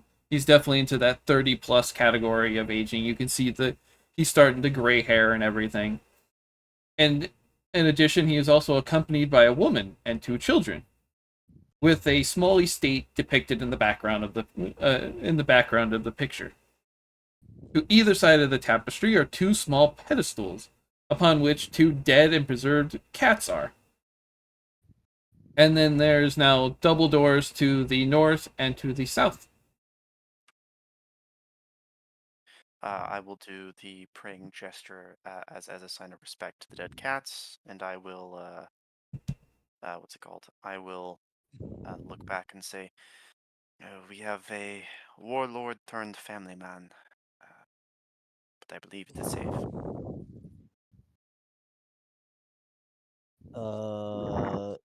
You found a another dead body in here. No, just Did I? that cat. Yeah, just dead cats. Yeah. On the pedestals is what appears to be two preserved, assumingly you'd assume that they would be pet cats, essentially, that have been mummified and stuffed. As with most Can I of roll the perception tombs. check? Sure. I swear, if you try and open that cat like a pinata, Okay, Tell me 18 about plus it. Tell 3, me about it. 19, 20, 21. 21. As you look around the room, there's nothing else in this room really depicting onto him. There's some more braziers in the corners, depicting both Phasma and Anubis again. But beyond that, it's just the pedestals and the tapestry. and I assume we Huh. see these two doorways, right? Yeah. They're once again big, the same kind of doors of just big slab doors. Alright, which way should we go, guys? Mm, I'd say let's try the north one first. Yeah, that Alright, might be the best. alright, do people say north? What about you?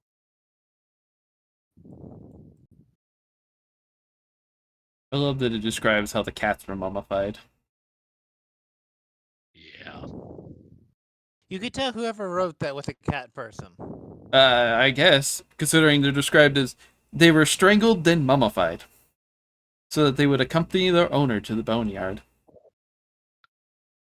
Strangled. Yep. That sounds like something, that sounds normal to me. That's the way of the cats for someone who has high standards. I just love that they have to go out of their way to describe that. I feel bad for the cats, but that's how things are over here, you know? It's a pretty It's common normal. occurrence. Yeah, it Yeah. actually is. Very much. So otherwise, we're gonna go towards the north then. Yeah, I guess so. Everybody said north, right?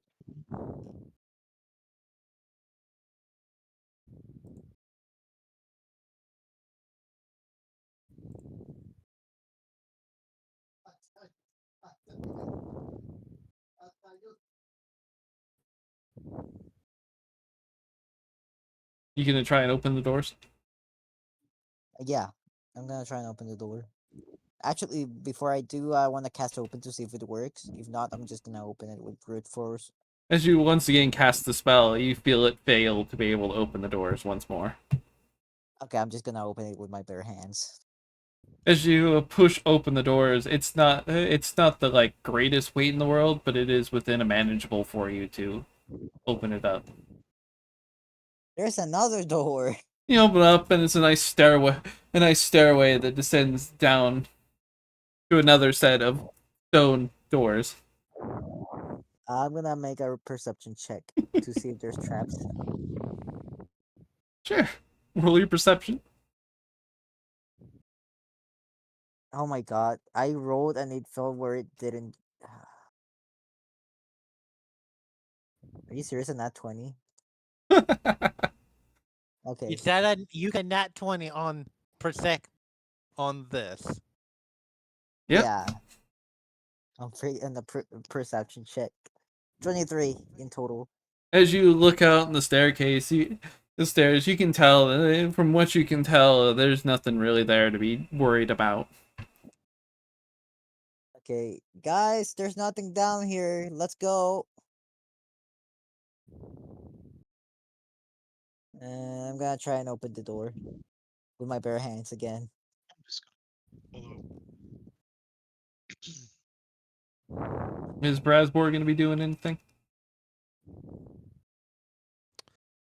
Uh, I'm not doing anything.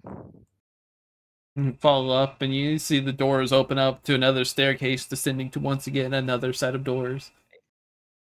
I guess the only thing I would do is maybe pray to the cats, kind of like give respect to them, but that's about it. Yeah, And I'm then- gonna look at it. And then, Daz, what are you doing? Um, I'll make my way towards where everyone else is. Daz has sort of just been taking in the scene. I'll let our glam bar do this. Alrighty, I stretch my hands and I open the door. As you push open, you feel that nice solid resistance of it being a fairly like heavy door to open up for it. And inside the room, probably the most colorful looking, probably the most things you've seen in the room for quite a while comparatively. As you open up the doors, they swing nice and open for you. A brightly painted chariot sits in the center of this chamber.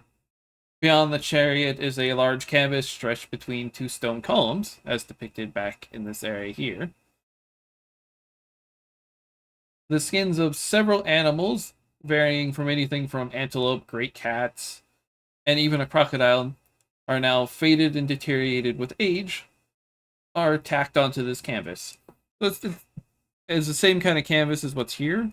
It's just instead of having a painting on it, it has varying different animal skins that are stretched out and displayed onto it instead. Magnificent. And then a lovely wooden chest lacquered with white trim and gold inlay sits here. And then in each corner of the room, a small stone shield is molded into the masonry at shoulder height. And then an open hallway leading to the east set pretty much another opening, what looks to be a hallway to what you'd assume would be another room is hanging out onto it. From where you're standing, you can't really see huge amounts of it. Okay, I'm gonna roll perception check on the room. Actually, do I have? Let me check something. I have... No, I don't have detect magic. I was gonna say I assume I see nothing from detect magic. Okay, I'm gonna enter and I'm gonna roll for perception. The only magic you can see within the room is from where you're standing. You can see the chest sitting there, and that's the only thing that's producing some level of magic. I'll point over Guys, at the chest and I'll say uh, there is magic. the chest looks like it's magical. I don't know if it's safe to open. Oh, I think that was to me. Yeah, from where Daz can see, you can see the chest has some magic. The chest itself isn't magic, but there is something in it that produces magic. Yeah, I'll say to people that there is magic coming from the chest. DM, where did you say was a shield? They have what appears to be like stone masonry that's been shaped into shields in the corners. These little pedestals are just statues of a shield shaped out instead of being like its normal pillar look. I will try to open the chest just in case. I know it's probably a trap, but Okay.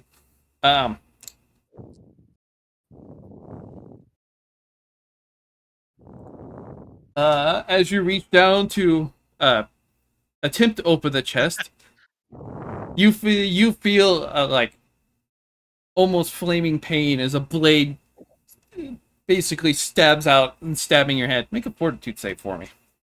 my what? I love poison trap chests. There was a needle with the. It's actually a blade, not a needle. Oh, so it's worse than that.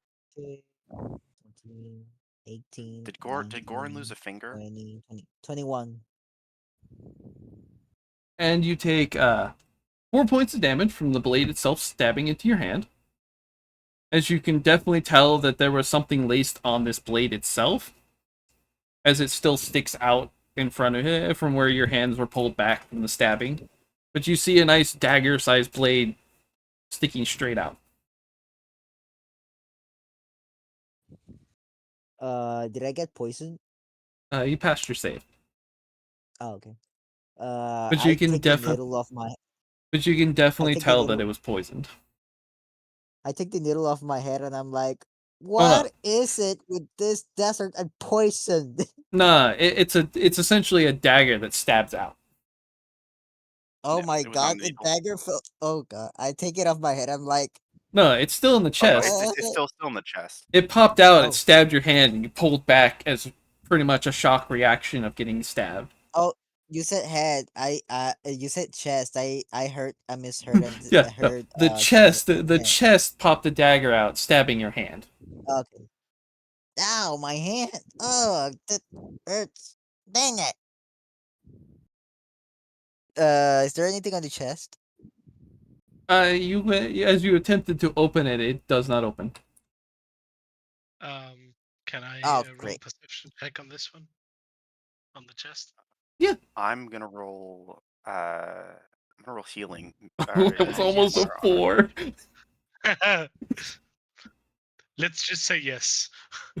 Yeah, you look down at the chest, and it's very obvious now that the trap has gone off that this was that this was definitely trapped. But the trap itself is a one-time use, essentially.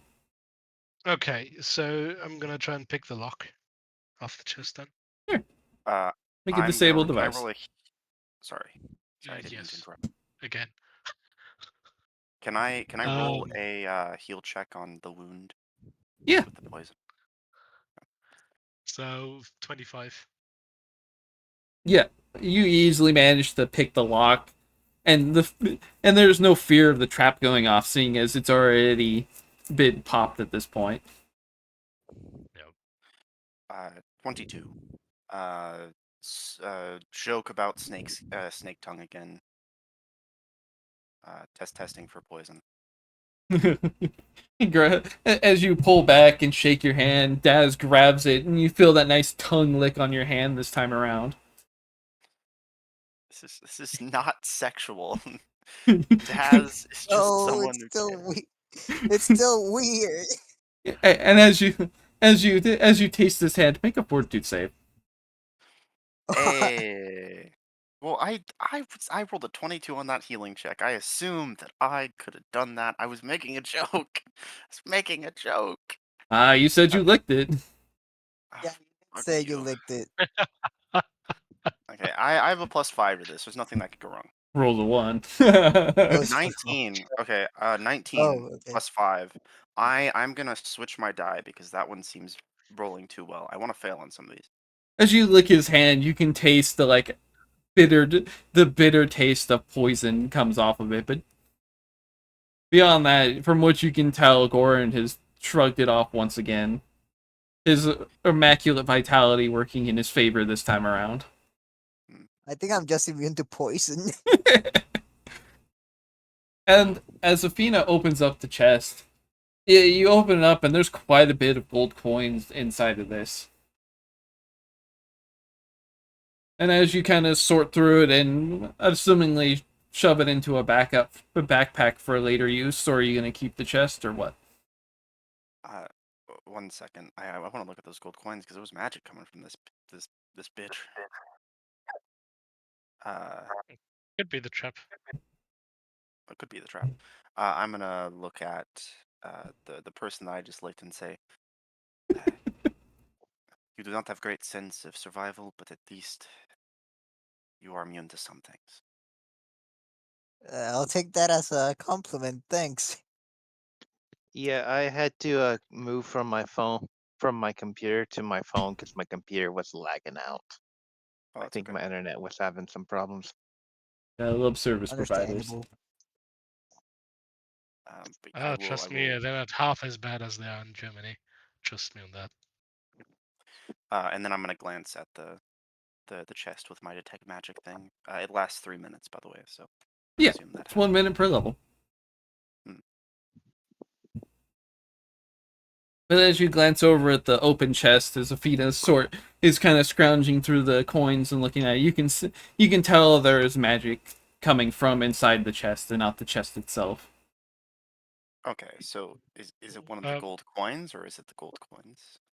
Can I discern? As you look over, it's not the gold coins for it. Is there something else in the chest? As you are scrounging through it, Are you like pocketing the gold, or are you just leaving it in the chest, or what? Because 200, I'm the amount of gold in there takes up most of what the chest space is looking like. So it's not like it's like a little bit of coins. It's got quite a bit. okay. I would look through it, like shoving it to the side, because Daz said there's something magic coming out of it, and I don't want to remove coins before I can determine what it is the magic came off of. So you're just kind of piling it high and pushing it off so Yeah. you can see the bottom in it. Yeah, basically. As you're scrounging around and pushing coins through it, you find a couple small vials sitting inside the chest, and what appears to be books. And they're plated with gold itself. I What will. type of books?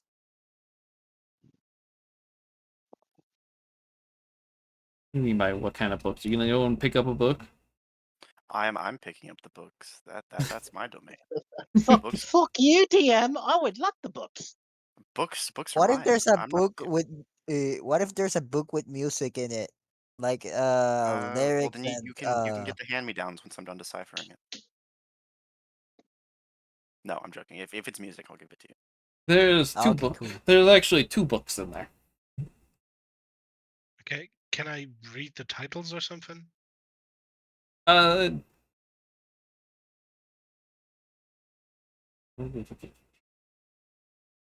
you'd have to open the books up because it's just solid. They have a nice solid gold plate, basically outer binding instead of being the normal wood or leather clothing. It's a solid gold plate, and as you open it up, the first book that you open up appears to be a biography of assumingly a biography of Akhekhtep, the person who was buried in it, and then the other book is a little more less interesting. It's a book that has a list and descriptions of its various military campaigns conducted around the areas. But That just still sounds interesting. at a brief glance, one of them is a biography of the man written from his perspective and everything. His fluffy words probably fill the whole book as you kind of look at it, and then you flip the other one up and it looks more like a grocery list of campaigns and pretty much his whole military career listed out. And if you were to dig through the rest of the book, it would probably have more descriptions of the military campaigns he's done. And then I assume the magic is coming from the vial then. And then there's the 2 vials that you found in there. Oh no, there's 3 vials in there. Can I determine what kind of vials they are, or? Make a spellcraft. I have absolutely no idea about that shit. I guess. I can make a spellcraft. Yeah. Oh, I can I can make a also make a spellcraft? spellcraft. The only problem No is idea. I am away from my computer at the moment. No idea. No, I cannot 6. make a spellcraft, but I can try. Once I'm back to my computer, I can easily do it. I'll try and roll now. Don't worry. Roll the 5. 19. 19 plus 3. From the detect magic spell you currently have casted onto yourself, Oh yeah.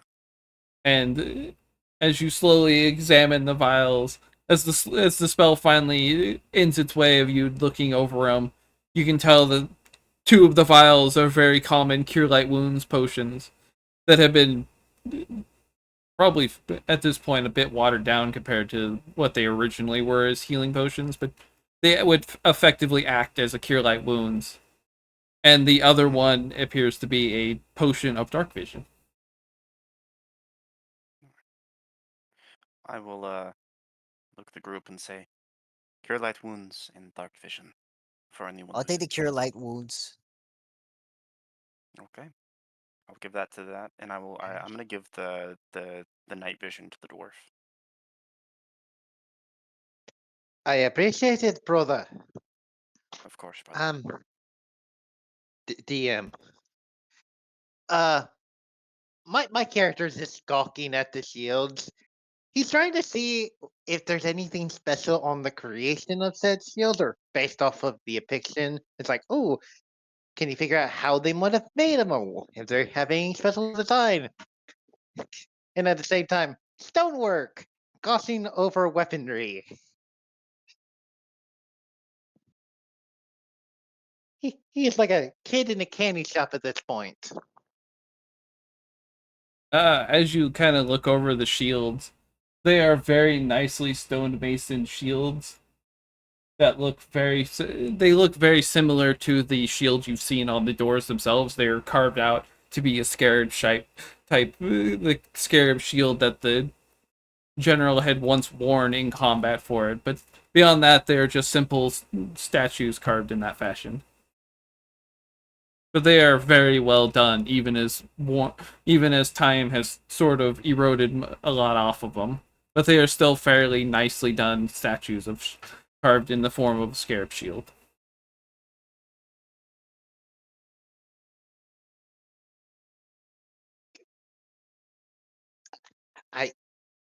I don't have any spare paper, because if I did, I would be like, hey, can I like carve these out, or maybe not carve them, but more like mark them?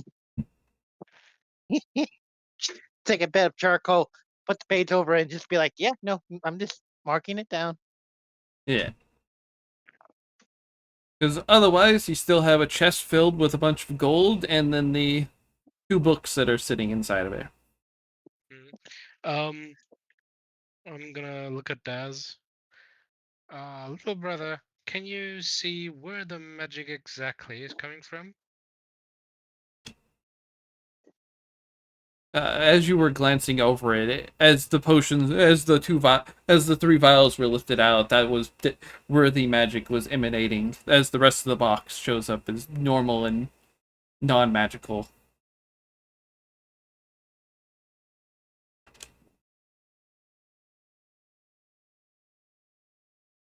Daz?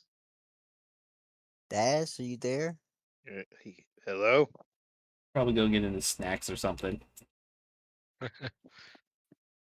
All right, I'm back. Sorry about that. So basically, I asked you if you can sense where the magic's coming from, and it was just the vials. Yeah, as I'm so far as your glance over is it was just the magic of the potions you pulled from the box itself. The rest of the box is now showing no magical sources from it. Okay. Can I count the coins, or like, so get a rough estimate? Yeah, as you go and basically pile into a bag to keep it from spilling out or being bumped or anything, it totals out to about 200 gold pieces and just coin alone. Can I determine the value of the books? Making a praise check.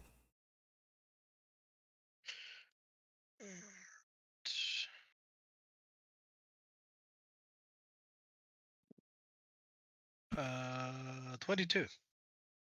As you kind of look about between the materials of the gold itself and the information to the right buyer, you could probably sell them for around 300 gold pieces a piece. And then as you kind of lift them up and flip through the pages, you notice that these things are heavy. Mhm. Each book weighs approximately 25 pounds a piece. That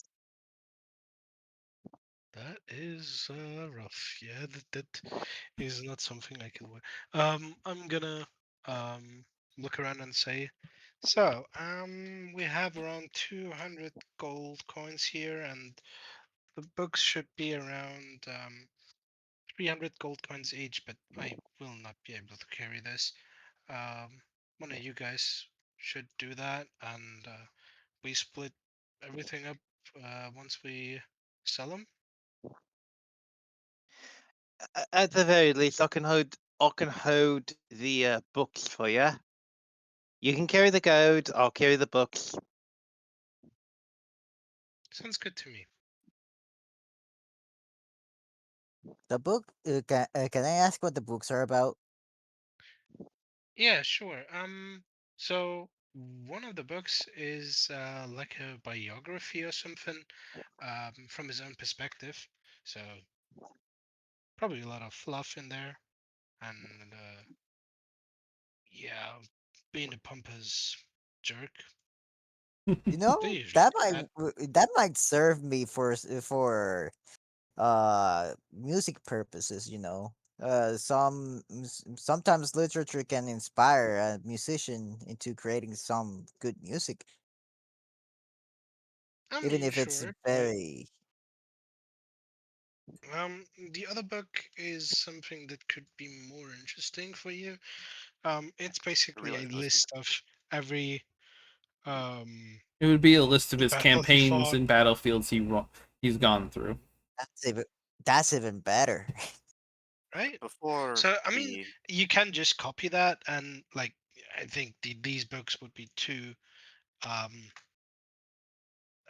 I don't know, like, carrying them around just for making music sounds a bit of a waste to me because it's mostly gold and just valuable stuff to even further create that. But I wouldn't mind you copying the insides and then we can sell them.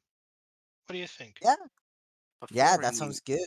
I'll just use them to write a song, and then we can just sell it.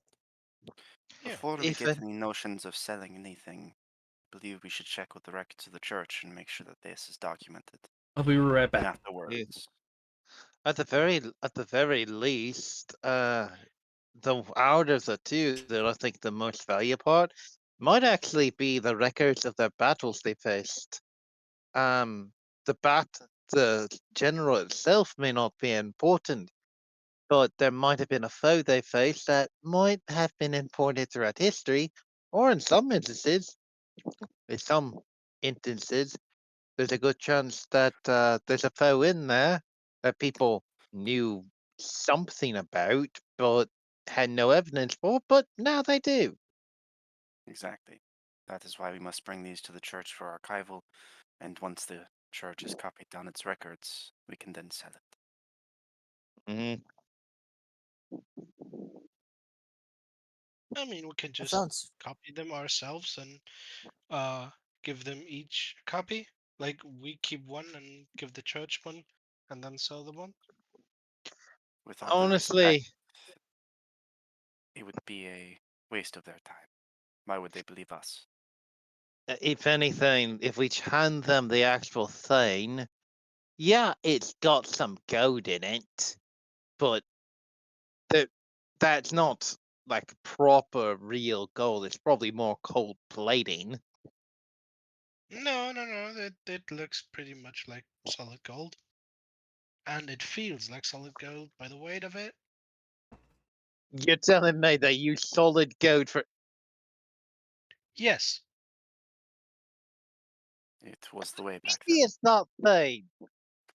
All right, so where are we going from here? I I was Uh, discussing how we should give this to the church so that they can archive it before we sell it, Okay, and make sure that everything's good. But yeah, continue. I got a quick question for you. Is the book is it solid gold or is it more like gold plating? it's It solid gold. it would be a instead of having the normal binding of like leather or wood, it is gold plates instead. And then the pages themselves are inlaid with gold. It is why it is so heavy and so valuable, is it's made with gold pretty much shoved into as much of it as they can. So even the pages made of paper have gold inlining on the edges like you would see on like a Bible where they have the edging done in a nice gold. This actually being gold as opposed to just painted on. But and then the pages itself have gold inlays inside of it to make it look even nicer to look at the pages individually. It's why it's still upheld, even though most of the material type stuff has been like totally shreked off. Mhm. You put okay. You do you say any of this in character? Well, I mean, you could tell just from looking at it. I mean, Yeah. Yeah, I mean, mostly why it weighs so much is the amount of gold that's been inlaid and embedded into it to make it last these long periods of time.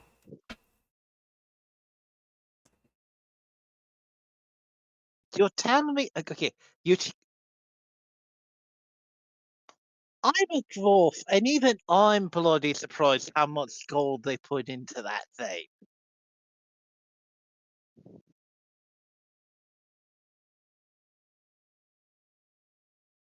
And people call us wasteful. Right? It is how they did it. Anyway, shall we continue? Yeah. Let's go right ahead. Also, if we need something heavy, I think we got it. Right? Pretty much. Also, did I get my weapon back? Yeah. Oh, I see.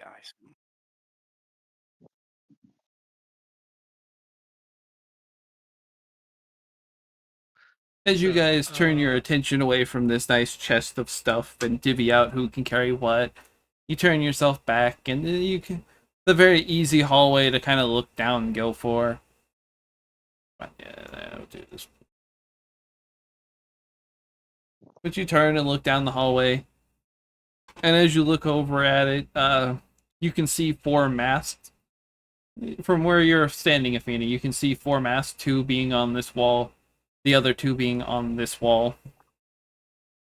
And they're clearly made of, once again, more gold.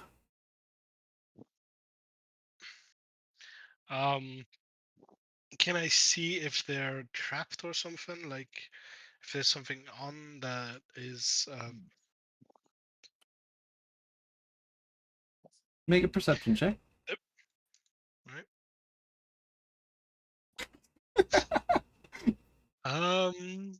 13. From what you can see, they are just masks on the wall. And you feel that another twig of remorse of the amount of wasted gold that someone has now used on these masks. I'll try to pick up the first one.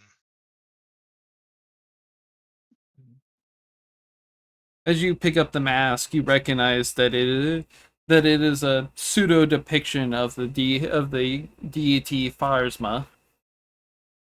Mhm.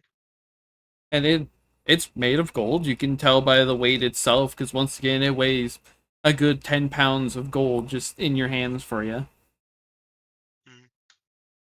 If you had to guess on your market value compared to the books, they don't sell quite as much. You could probably get 75 gold pieces, but the market for that is a little more easy to get someone to buy versus the books, seeing as the books have information of old and not much value otherwise.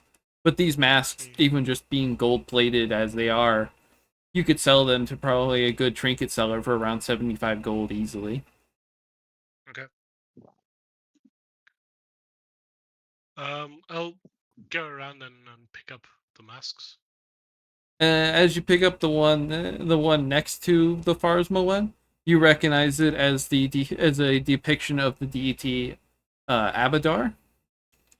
And then as you turn to look at the other way, make a knowledge religion check. I make one as well. I have no idea. You look at the mask, kind of. The Like, I have literally just one. You look at the The, mask, you and want you me- definitely can't tell any value out of this. You just know that they assumingly are going to be another depiction of gods, but you don't recognize the gods themselves. I don't Ooh, recognize can the I try a gods, but can religion I check? appraise the one? Yeah, Can I appraise it? all the masks would sell for probably around 75 gold pieces to pretty much anyone who would buy or sell gold for you. Can I try a religion well, check on one of the masks? if you guys need to, I can look over that stuff for you. Lot. I mean, I do know these two gods, but I have no idea what these two are. I'll look at them and roll my religion check if that's okay with you, DM. Yeah, those who want to make the religion Yep. check can make a religion check. That's a 3, but I do get a plus. I do get a plus though. Oh, where's the religion check on the character sheet? I forgot. It'd be on the It's list in of the knowledges. knowledge. Yeah. I Oh, That's rolled a a total of knowledge. 10. 7. Oh, I rolled a let's go over it. 17. You got a 17 in total, 13. Yes. and 10 sounds total. like Daz got a 10 in total. I rolled a 3. I hate switching dice because I wanted to succeed I'll- on that, but I well, also got a 17 in total. As you look over the masks, none of you guys seem to be able to identify who these gods are depicting from it. The only thing you can tell for sure is one is in the shape of what appears to be a female, and the other is of a male. I will look at that and say, I do not recognize these gods. If you wish to carry a possible demon with you, Daz, what that is your deity do you choice." worship? Thoth. All right, worship let's Thoth. make sure because from what I've- you can tell, these are depicted, and it just eludes you at this time to even know who these deities are. Yeah, I just give a thing of like, if you wish to carry a demon with you, that is your choice, but I will do no such thing. Honestly, I've been living in this. I've lived here before, and I have never heard of any of these two, nor seen anything related to them. Well, I don't it's- recognize them either, but again, I personally would like to have those two to see if I can identify them later. Because if anything, if they're old gods that aren't worshipped anymore, that's actually somewhat important. It's not often you find gods that have gone out of favor. of course. Hell, it might even be one of a previous form of a god that's popular nowadays. Actually, Possibly. I wonder what will happen if any of us actually wore them at one of the masks.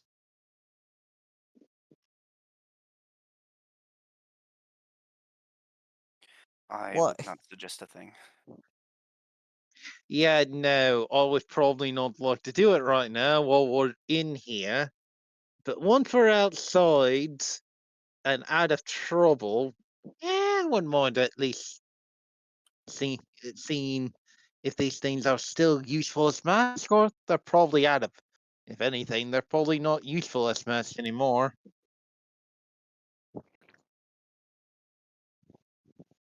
Well, that sounds good to me. Question: is this also a chest over here? Oh, there's a lot of like 3 things over here.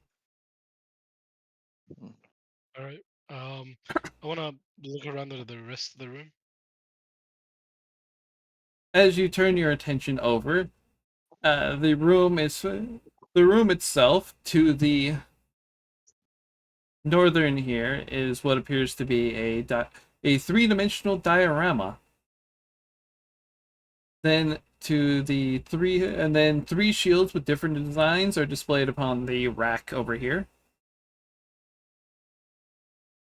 while various weapons hanging from from the racks over here. So there's shields We're about to here. say Arrakis. Now calm down. To the south, there's what appears to be a weapon rack. To the east is a shield rack.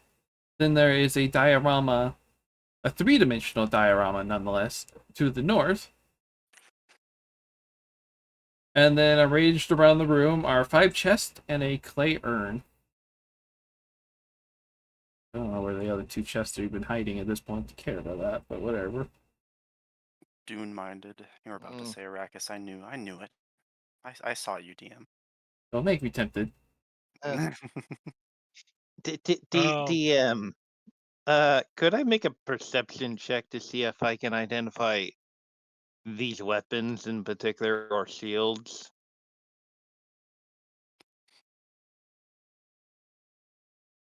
As you look over at the rack with the weapons on display, it is fairly easy to identify them, actually. For the area, they're common weapons in of itself. but there is a Khopesh, a spear, and a composite longbow, which currently does not have its string as it has deteriorated. Do they look like the modern designs, or do they look like very old designs? Uh, they're they're fairly old weapons. They were made probably about the same time as this tomb was pretty much established, and even probably older than that. It most likely was weapons used by the person buried in the tomb itself. They are still holding up fairly well in condition, because they still would act as if they would still be a masterwork weapon when wielded for it, so it's not like totally shot on usage. But they have definitely deteriorated from most likely whatever magical properties were embedded in them originally.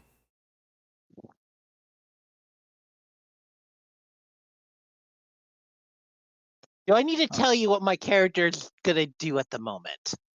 I mean, if you're Don't break pocketing them, pocket them. It's Yeah, no. He's looking at them going, he's basically doing a nerd out moment, just giddy as he's looking at them, like he's fascinated. He's just taking them out, wrapping them up with some cloth, very lovingly, very gently, and putting them in his backpack.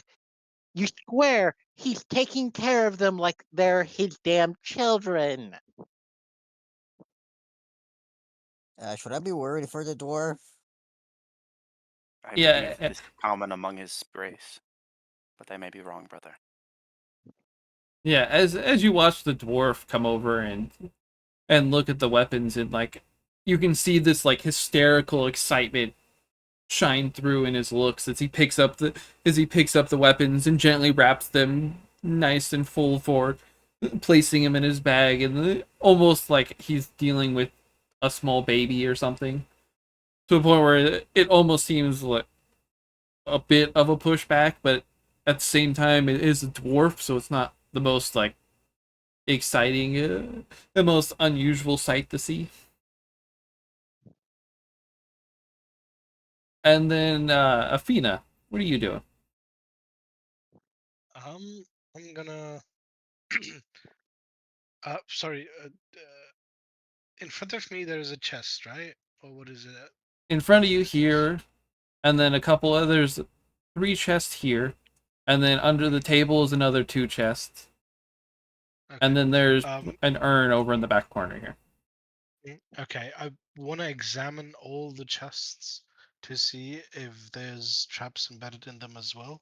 Sure, make 5 perception checks. Right?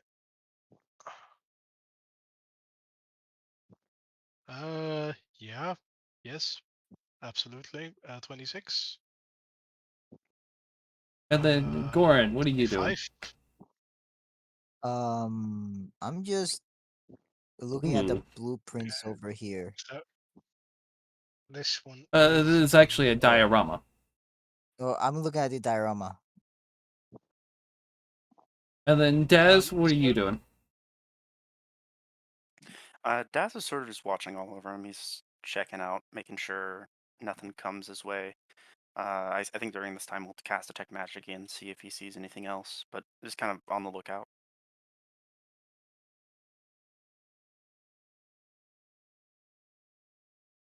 Yeah, okay. My mic is going. Okay. Um. All right. As So as you were looking over these chests, and you get to as you get to the first 2 of it, and then you lead over to here, and Goran walks over and starts examining and touching onto it. It's convenient to know what's going to happen for it. What? Don't tell me it's another Sure. trap. No, Guys, no, we're no, no. If this is what I think it is, it's even funnier. As you start to examine it, as you start to examine this diorama, you notice you notice 5 small figures on it. And as you Figures? as you lean in to look, you watch them act, and their body removes the level of like stiffness from standing still, and they swing at you. They jump What? on. They jump on these small. Here, I'll show you the picture of them so that you get an idea what you're looking at. Let's see. Pictures.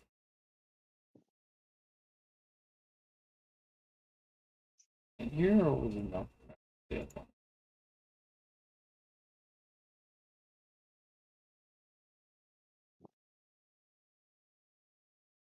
As what appears to be like clay figurines animate to life. I don't know why they're depicted with weapons. They don't actually have weapons, but whatever.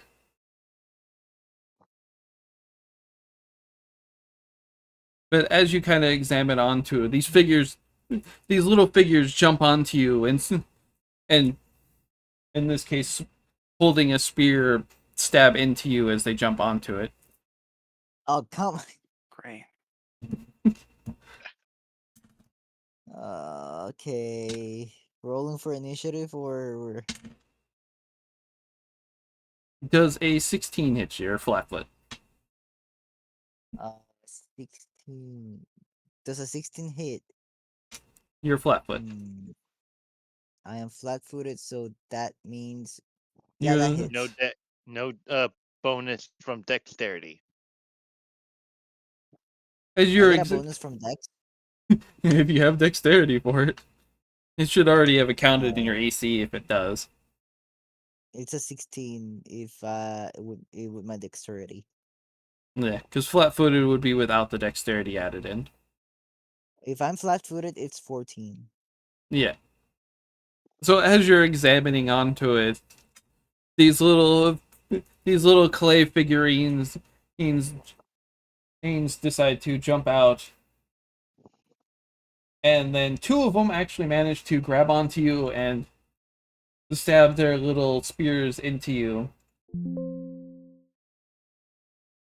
The first Okay. one dealing, I don't think they have anything. Yeah, the first one dealing 2 points of damage, and the second one also doing 2 points of damage to you. And then the third one falls to the ground.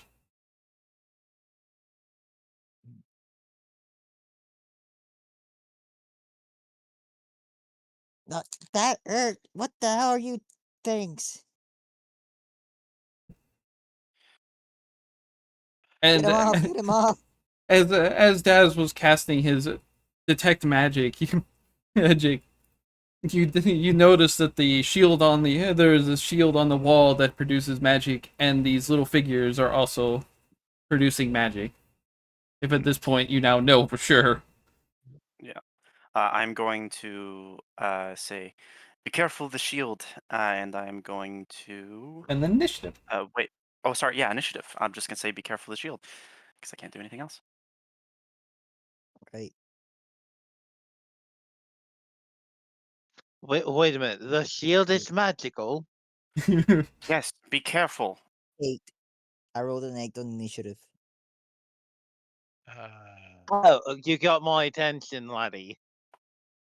Am I If you- right? It. If you die by that shield, it's not my fault. 7. I got a 5. Okay, I'm putting that Uh. into dice gel. Okay, I don't know why, but my computer's really starting to lag out for some fucking reason. I love computers, I swear.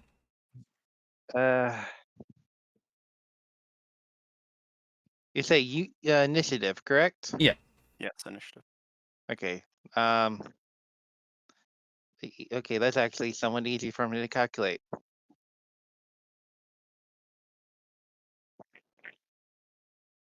Yeah, it's just D20 plus Dex bonus. Yeah. My I have an 11.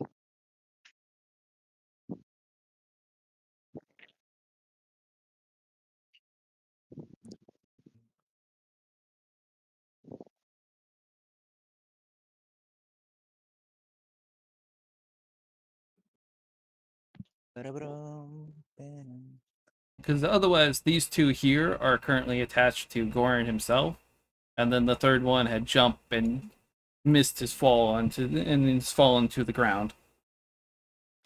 You can resize them, by the way, since I assume they're very tiny, Let's see. unless they grew bigger.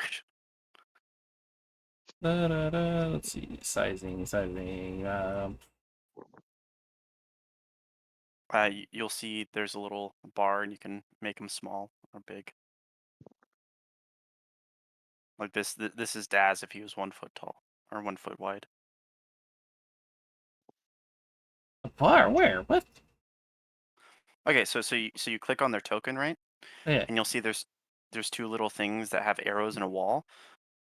You Oh, okay. There we go. click that. Yeah, and they go down. It's very hard to see afterwards, which I think is the point.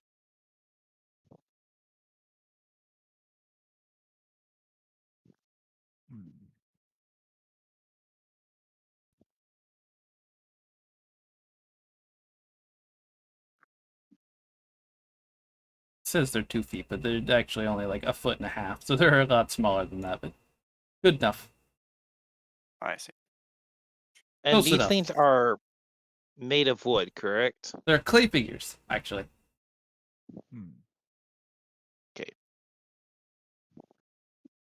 Uh,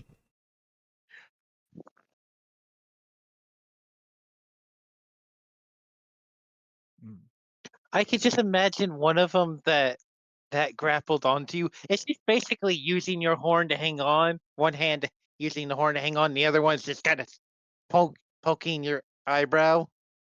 I was say how much Ah, how much get damage the do they things do? off me. Considering their size, very sad amounts of damage. Oh, so like 1. It's Or 1/2. 1d3. Oh, that's still a good bit. Oh, damn. Alright. And then I added a channel for initiative, so I don't have to keep asking purposely. Oh, rolled dice. Okay. Just so I don't have to keep track of asking over and over onto it. So I have a feeling these little bastards are going first at this rate.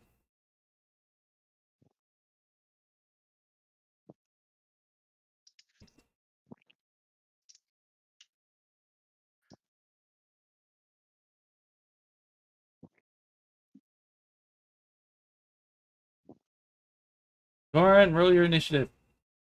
I did. Now roll it into the chat. Put it. I know what I'm yeah, looking at. I wrote it in chat. Nah, put it and put, then put roll it in rolled dice. dice. we have a new. Oh. Yeah, so we can keep track of the easy way. So dice we don't go. start cluttering. God. Well, okay. Good to know now. Yeah, unfortunately for you, they are first in the round Okay. by that's like gonna a good mile of distance. Figures. I'll make you feel better, so you guys get to know now too. Oh, great. I rolled an 18 on the dice. There's not much else to that. All right. Well, Guys, we might die here. I hope not, because these things are not exactly threatening a whole lot. I can just see. squash one of them with my hands if I can. Well, can you? That's the question. I mean, I can just pluck one off, right? All right. The third one seems to be really struggling to actually try and hit you as he once again leaps in and as you're dancing around from the other two trying to keep them off of you, he jumps and he kind of flops back onto the ground, missing you. But the other two being very easily to hit you at this point. The first one hits you for 1 point of damage, and the other one hits you for 3. Ooh, max damage. Ooh, As you're trying to block off one of them, he stabs your hand. The other one gets a nice good stab into your chest, and you can feel their tiny little spears hurting a whole lot. okay, that's hmm. Because then afterwards, it would be Brasbor's turn. Get them off me. I got a question. Is there a way to figure out how far something is? Oh no, never mind. This is a sweet Oh, measurement okay. tool. I'm good. I just realized that. Sorry about that. I'm actually gonna do something really simple that's might affect. Oh, it might have some benefit, but I have a feeling it probably is not gonna do a whole lot. I'm going to do bless, meaning all of you have a +1 bonus to hit. Oh, my Nice. bad. Well, I'm at 8, not at 7. if you guys want, I could put the literal description of what the spell does. It's a +1 to attacks, right? Yes. Yeah, yeah. Oh no, I think that's easy to remember. And technically, Oh, this and if you lasts have for fears. it lasts for 3 minutes. Okay. When it says level, does it mean like the level of the level spell, or is it the level of what I am? It would be your casting level. And in this case, since you are 3 levels into casting, you would be 3. Okay, so it lasts for 3 minutes. Okay. Quick question. About the initiative. Two people having the same final number. What determines the who goes first between the two of them? Hey, Goran, what's your dexterity? My dexterity is 15 with with the modifier being 2. Yeah, you go first. You have the higher dex. All right. First of all, I'm gonna try and where is each one of that is where is Athena the goes each first. one of them? Athena I have goes 18 first. on dex. Yeah. Athena goes first. Never She mind. has significantly more dex than you. All right. Okay. I'll I- just walk up a step closer without drawing. And like, no, I'm right next to him. Yeah. I just pluck off one of them and throw him against the wall. That's gonna be a combat maneuver, my friend. Good luck.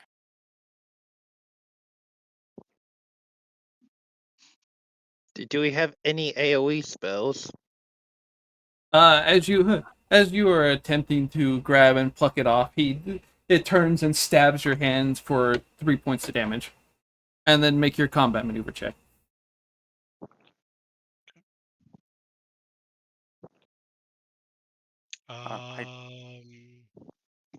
That would be 16. You pick him up, you feel him stab into your hand, but you get a good grab on him and toss him. Which direction are you throwing him? Basically against the next wall. So in So front over of me. here or over here? Yeah, basically. I think over here. Yeah. You grab him and he gets you good as you grab him. He stabs into you fairly well, and you chuck him against the wall. He hits it, and then kind of shifts back open, and he dead eyes you.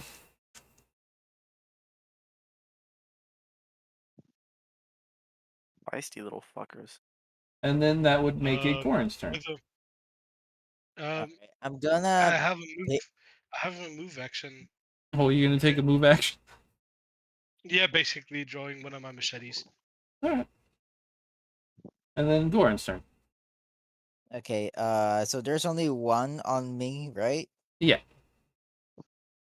Okay, on what part of my body is it? Is it on my horns or my arms? He would be more in like the chest shoulder area. I'm gonna try and squash it with my hand. Oh no.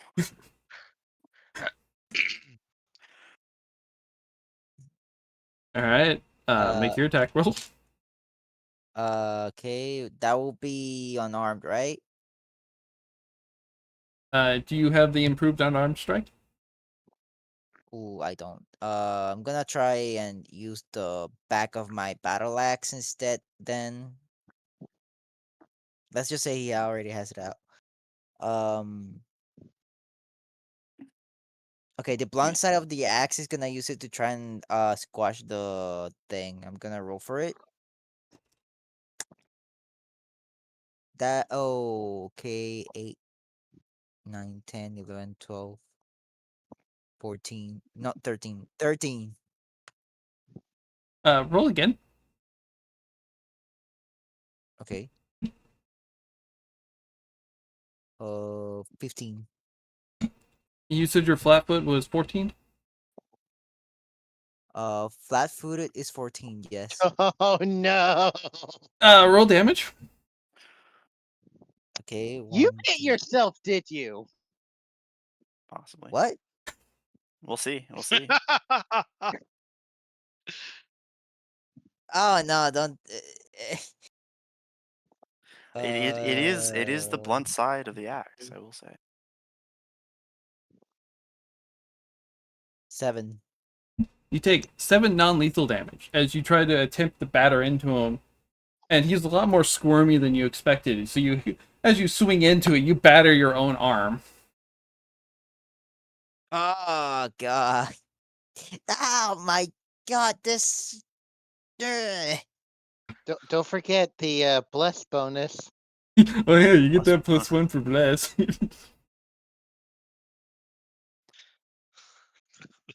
I'll get you little what other I have a movement action then, right? Yeah. Okay, I'm gonna try and is it on the floor now or No, he's still well latched onto you. I'm gonna I think I'm gonna end my turn here. Oh god, okay, hold on.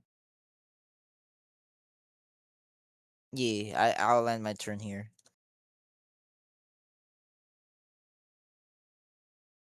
And then that would make it Daz's turn.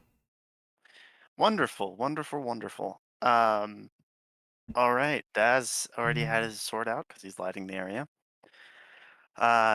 He's gonna say, he's gonna just again throw this sort of over and say, "Do not touch that shield." And I'm going to take my movement action, 5, 5, 10, and I'm going to attack this little guy because I assume I can. It would be really funny if I tried to dirty trick him, but I'm not going to, because that would just be Could too have much. tried and used dirty trick on him. Oh, okay. Yeah. Yeah, ignore the Uh, fact that he's immune to almost all the dirty tricks you could do. oh, he is made out of clay.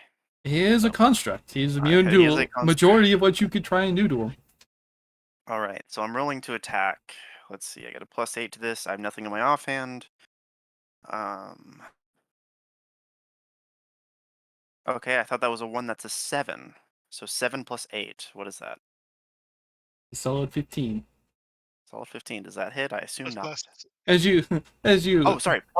Plus bless 16. as you swing down, they are very surprisingly agile. You swing out and he very deftly dodges your blade without really even thinking about it. As he kind of turns and looks at you, and you feel that nice dead eye of him staring directly at you. I don't know what demons cursed you to be here, but you need to leave. And yeah, that'll be my turn. As you swing down to try and cleave at him, he jumps up at you. Is he trying to get on me? Yeah. I assume this is a combat maneuver to roll off, right? It's combat he would try to maneuver get me. versus your combat defense. Combat defense, yes. Does a Please tell me I 21 have- beat you? Fuck you, DM. Yes, it does. Ooh. Sadness, no! He does not confirm his crit. He does, Oh, however, fuck. reliably jump onto you and stab you for 2 points of damage. Okay. As he's now latched hate on, you. swinging. I hate you, DM. I don't hate you. Alright. And then the one dead-eyeing Athena attempts to jump onto it. Ooh, that's gonna be terrible. Or well, at least I know that didn't go out for you. Does a 13 hit your CMD? No. It does not. As he runs over, jumps, and then misses out onto you, but lands onto the floor. And then the one attacking Goran. Oh man, God. they really don't like you, damn. For another 2 points of did I- damage. What did I ever do to them? You You looked you at them, you I suppose. yeah, you looked at their diagram. You touched their stuff. I didn't even touch anything. I just took a look. You touched their stuff. That's their air. I will crush them. Valid. And then that would make it Bradspor's turn.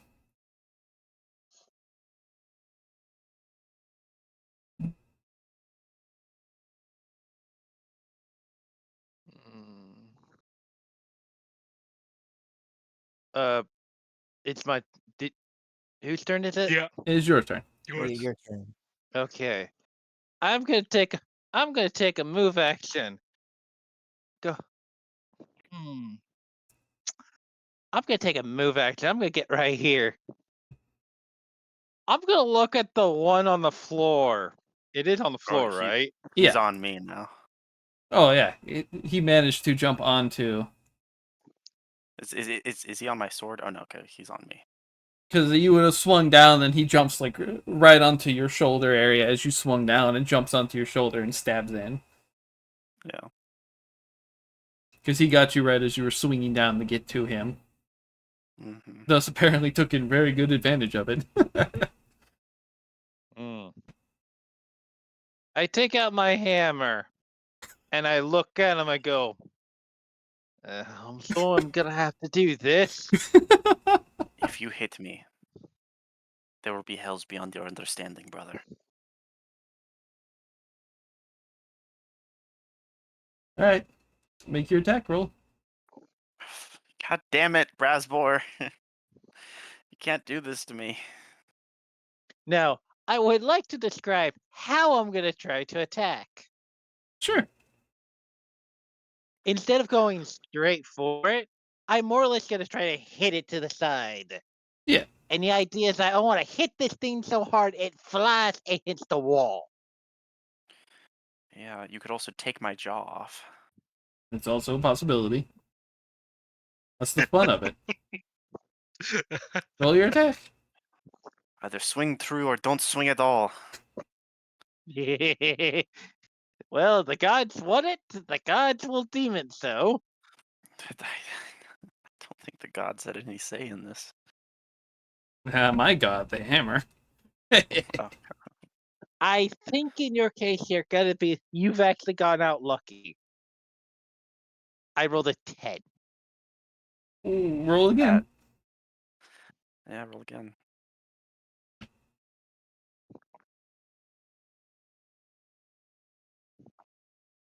What was the second one? That's even worse. Okay, so he doesn't hit me at all. Okay. That's a 9. I went from a 10 to a 9. You watch it. I go.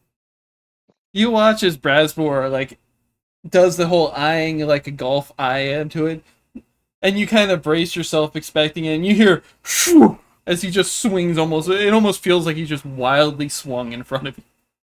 You can feel the air whip by. You kind of flinch, expecting the pain, then you kind of open the eye and look over, and it's like, what happened? Is it gone?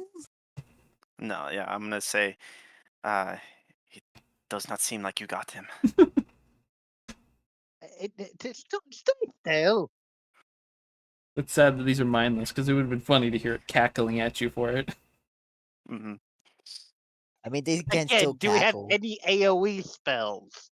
None. No, I have nothing. No. I don't have even spells. Out of this level. And then that would make it Athena's turn.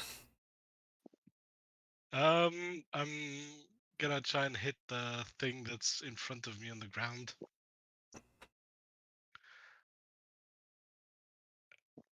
Ooh. Yeah, obviously I'll hit it. Sure. Yeah. Let's not talk about this. With another move action, I'll draw the second Wakizashi. As you swing down, pulling your blade, you swing at it, and you the unexpected nimbleness that it provides is almost you just did not expect to come from it. So that makes it Goran's turn. Who knew that All these right. guys would win the problem childs?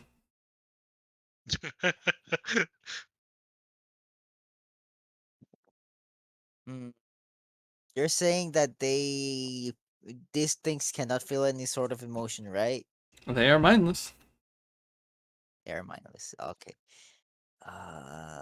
In that case, I want to see what illusory crowd does.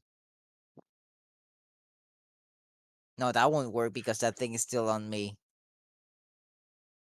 As far as illusions go, you can't affect it with pretty much any illusions.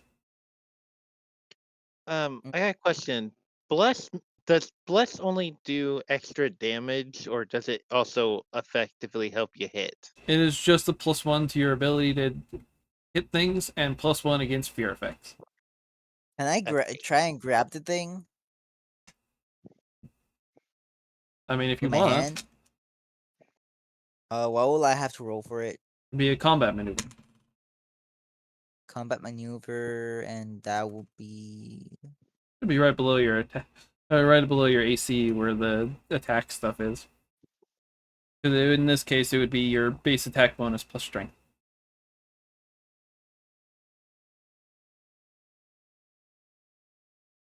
combat. It's listed as I'm looking at my character CMB, sheet. Oh, CMB. Okay, got it. combat maneuver bonus. Oh, okay, that's a pretty good roll. 17 plus 6. And then I assume you're gonna throw it or what? I'm gonna squash it or try to throw it to a wall or something. All right. As you grab it, I'd assume you're gonna throw it to this northern wall. Yeah. Because as you go to grab it, it stabs in nice and hard into your hand. You take another 3 points of damage. As you fling it out, it hits the wall, and it's kind of stiffens up, stands back, and if it could, it would feel like it would be glaring at it, but it dead eyes you once more. Gary. I'm gonna take a minor a curse light wounds. Cure light wounds. Can I? No, you used your action to grab and toss the poor thing. Oh, okay. It took your full turn did to it take, throw it. did that thing take damage? Make a perception check. They're Okay. too small. Okay, perception. 8, 9, 10, 11. As you threw it and it hits the wall, you notice that it seemingly is unfazed by hitting the wall. Okay, I'm gonna try and move away over here. I just go Oh, here and I'm like, "You got this, guys!" And I'm like, trying to grab my bag and look for the potion, and I end my turn. Then that makes it Taz's turn. okay. Really quickly. Um, so these guys are made out of clay. Are we talking wet clay? Are we talking hardened clay? They would be hardened clay. They are animated by magic. So the And they're not unnatural glaze. movements, Yeah. the unnatural movements that they are making is purely because magic has reinforced them to move in such ways. Otherwise, if they were just normal clay figures, they would most likely easily just simply break if you apply pressure to them. but the magic in them is keeping them soft and pliable, but still as hard as they look. Hmm. Could this be a free action to roll essentially a common sense check to see if putting water on them would help me in any way? Because they're hardened clay. You put water on hardened clay, it sort of begins to get a bit mushy, and I assume they're not glazed. Because who the fuck would put these guys in a kiln? It'd actually be a knowledge dungeoneering. Do I have? I think I'm. Please tell me I have knowledge dungeoneering. I do have knowledge dungeoneering. I have a +6. Is it a free action or is it a Yeah. swift action to do this? It's a free action. Okay. It'd be a cool. free I'll roll action to make a knowledge check. it. All right, so that's going to be a 16. From what you can tell of how they are made, water would not do much to stop them.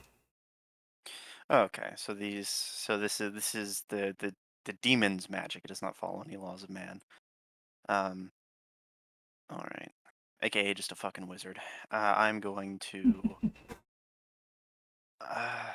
All right. So then from there, I'm going to uh essentially because so he's on my shoulder, right? Yeah. I'm going to maneuver the blade, and this might be a little weird, to right, like I'm using the flat of my blade to sort of get him off. So from the down position, swing the blade back up into over my the blunt side on my shoulder, and I'm going to move my wrist and try and smack him off. All right, make an attack roll. All right.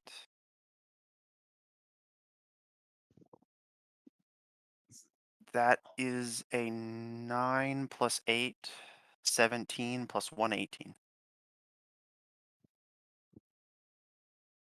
You roll damage.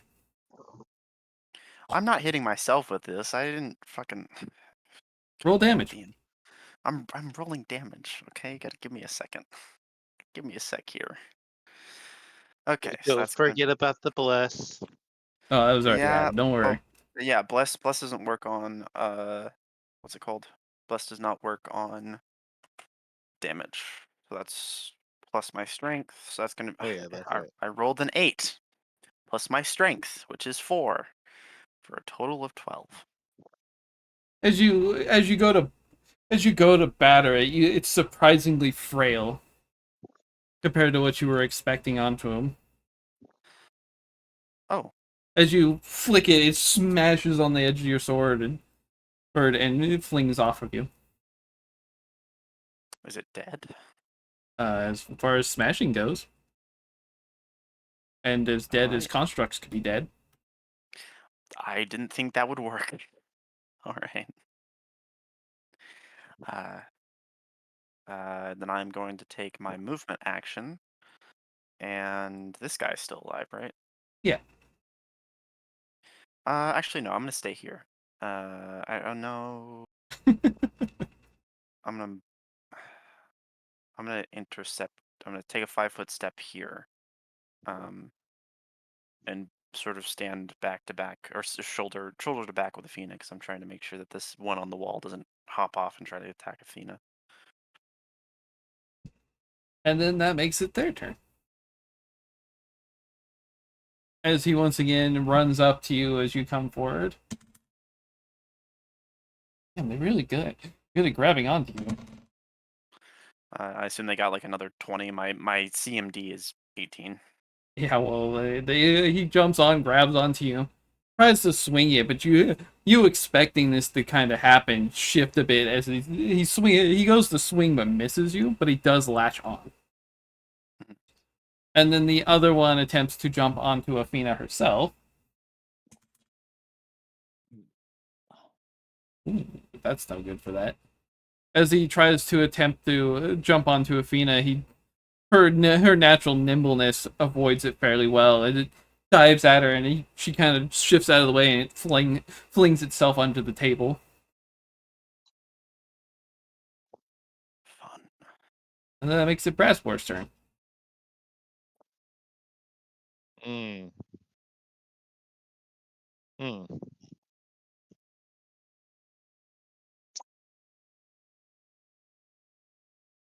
So they're both on the table, right? One is currently under the No, one's table, on. and the other is attached to Daz. All right. Uh how do I play this? How do I want to play this?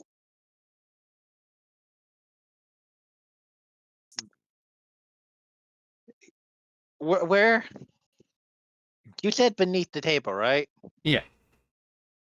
Okay, I'm gonna take a move action. I'm gonna move right here, and I'm gonna swing with my hammer underneath the table. All right.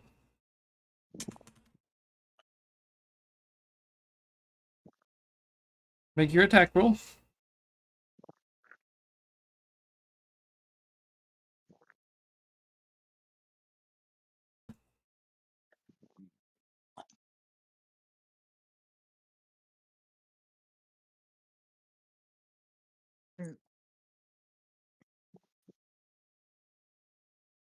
That's an 18.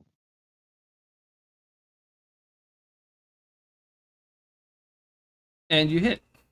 Roll your damage. Okay, let me actually see my damage.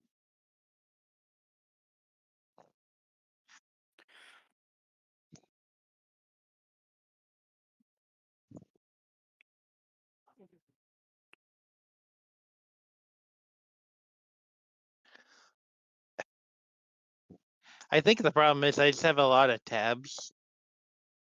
It's probably Yeah, what Depending on what browser you're using, that wouldn't be surprising. Chrome.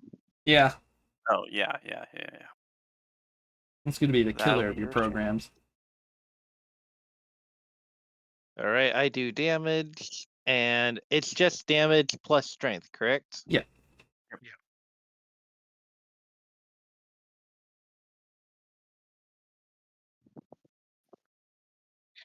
Uh,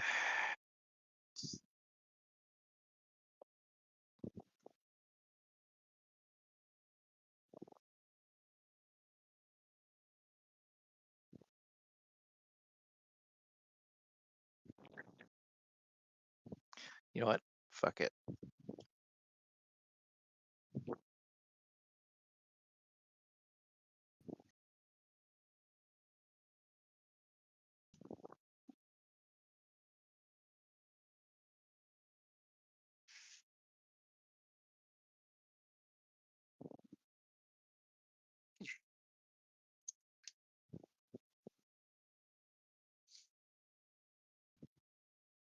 Instead of trying to do this on my computer, I'm just gonna do this on my phone, which means it's gonna be a bit more tedious, but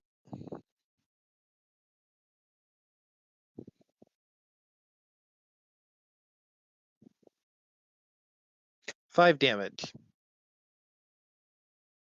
Not bad. As you swing down, oh, and you feel it nip you for 2 points of damage, but then you hear a nice solid smash as you nail it real good. Hmm. So how exactly is that thing on Daz? It's sitting on where that the section where his shoulder meet, right where his collarbone and shoulder would meet.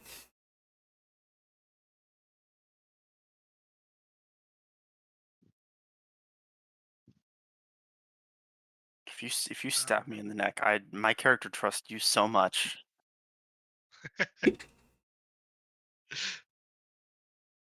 Um, I'm gonna basically put the um blade next to his neck, um, and just fling against the construct to Make flick your it attack off. roll.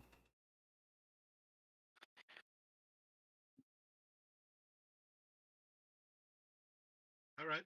Uh, that is a crit. Roll again.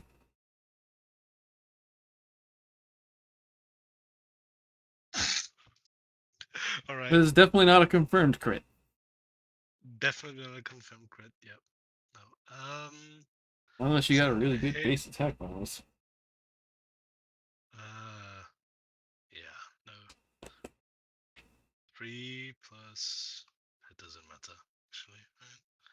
So damage is d6. 3 plus 1, and my dex 8. That would be 8 damage. Alright, Daz, you feel this cold steel get laid against your chest. And you kind of flinch, half expecting it. But then you just hear a nice smash as you kind of open up one eye back to check.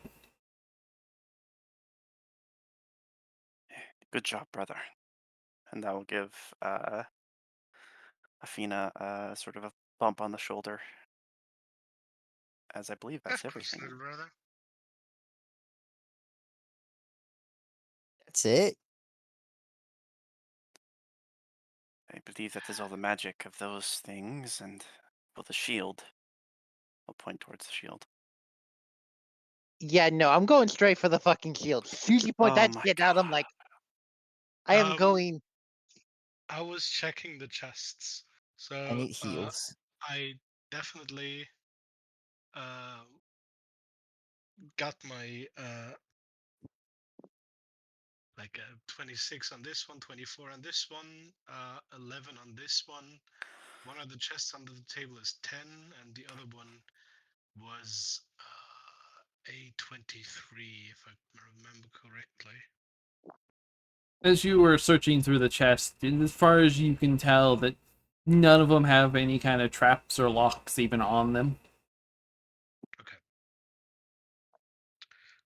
Then I start opening them up. Starting with this one. And then, Daz, what are you doing?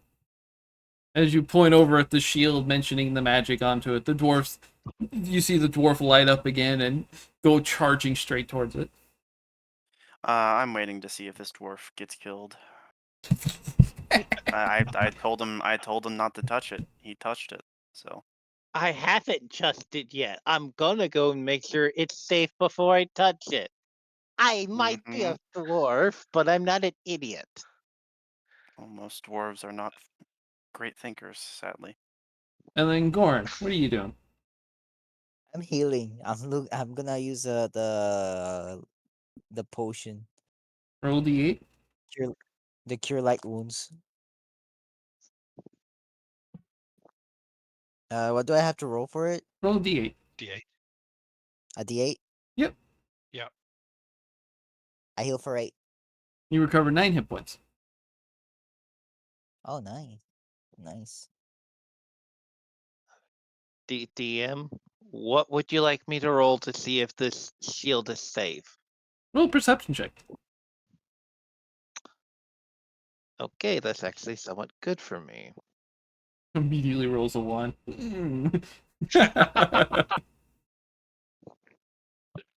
It's always my favorite. Knowing my luck, how it's been going tonight, I wouldn't say that would be dishonorable.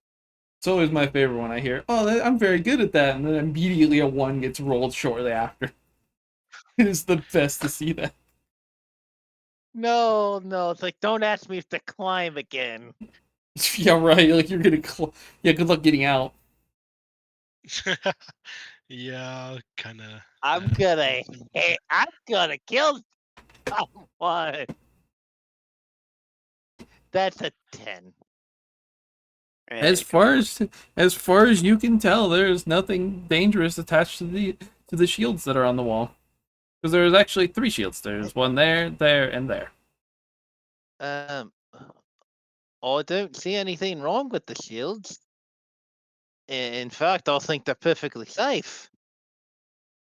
If I you wish go- to test the magic of old dying people, that is your call.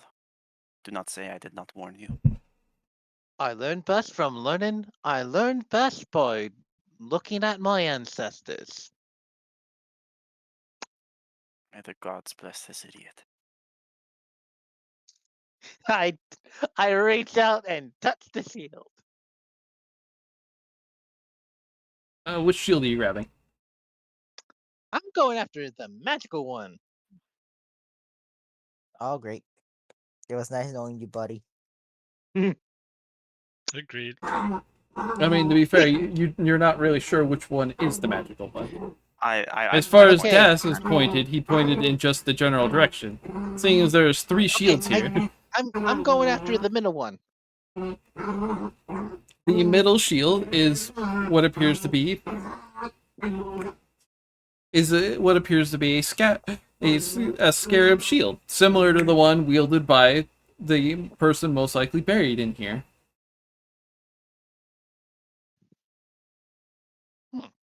I look at it, I flip it around. Do I notice anything special about the design? Beyond the fact that it's in the shape of a scarab, it is a very nice shield.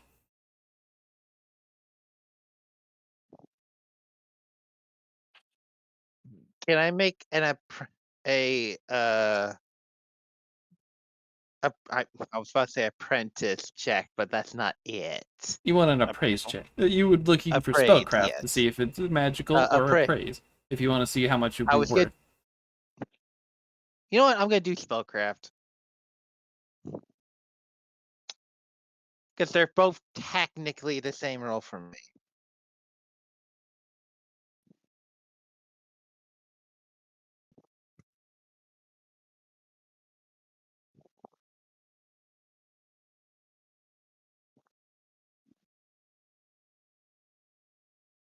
Yeah, no, they're literally both same thing.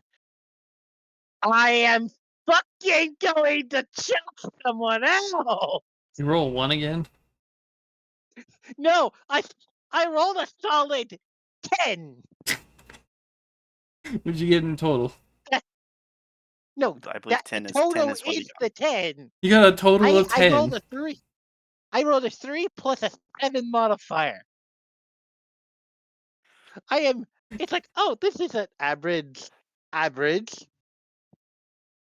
As far as you can tell, this is a very, very nice shield. It is definitely at least masterwork in quality. But beyond that, you're not quite sure if it's magical. But from what you can tell from this shield, it is at least nicer than the other 2 shields that are sitting there.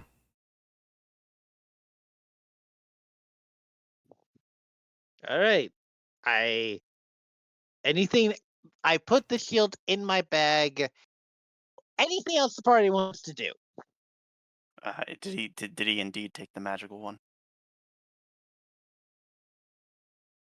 As you look over it, he is definitely have the magical shield in his hands. Mm-hmm. I will So say his- nothing.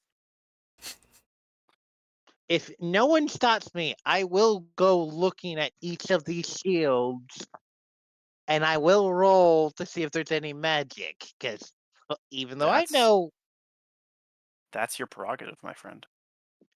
I know, but even though if I know I grabbed the right one the first time around, I'm still gonna do it because in character he has no idea. Yeah, Make those rolls. there'll be 2 spellcrafts then. All right. 2 separate checks? Yeah. Okay, this is actually surprisingly easy with this spot. This is Schrodinger's shield.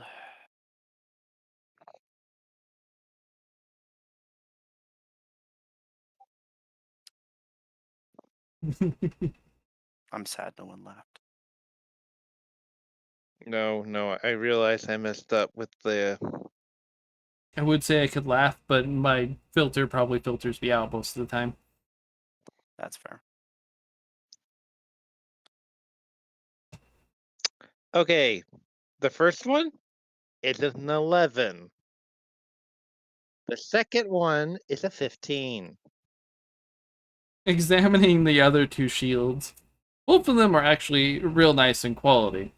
They're at least masterwork, as opposed to the one that you previously picked up. These, instead of being metal, these 2 are made of wood, but as you examine them, you can't make heads or tails whether these are actually magical shields or not.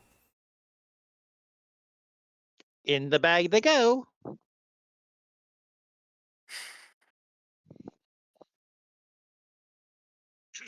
And then as we were watching Brasbor look at the shields, examine them, he gets that nice like knock on him, looks over it.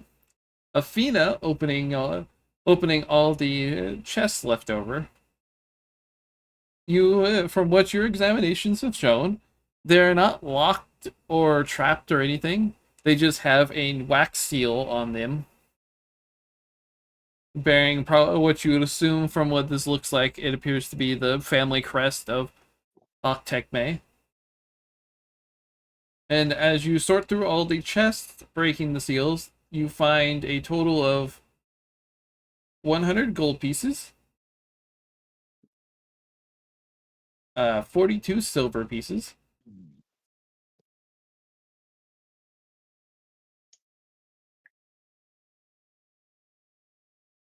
and then you find an assortment of scroll tubes. Okay. Like magic scrolls or something? Picture like a poster holder essentially, and inside the poster holders would be paper. I will cast I- Read Magic, and I will help Arena figure out what these are. I was gonna say I was trying to take one out and then show to Daz because he has a lot more knowledge about magic stuff than I do. So. As you guys spend the time to go through all the scroll tubes and everything, Goran, what are you doing? Um. Hmm. What was this again? Oh, This is now an empty weapon rack. okay. And that we already checked this, I believe. Because that's where the Did we check diagram this? is. And they are Yeah. currently sorting through the chests of what stuff is in Okay. them. Is there? Can I roll a perception check to see if there's anything missing? Sure. That's a terrible. Okay, that's terrible. I think that's an 8. Let me check real quick. Yeah, that's an 8. As you look around the room, as far as you can tell, what you see in front of you is exactly what's sitting there for you. It's just empty, guess- now empty chest, empty weapon rack, empty shields are all gone. The diorama is just pretty much a war plan situation. It's got little buildings shaped out. If there was still the soldiers left behind, they would be standing inside. It's like a pseudo war game kind of situation. I'm just gonna sit down then and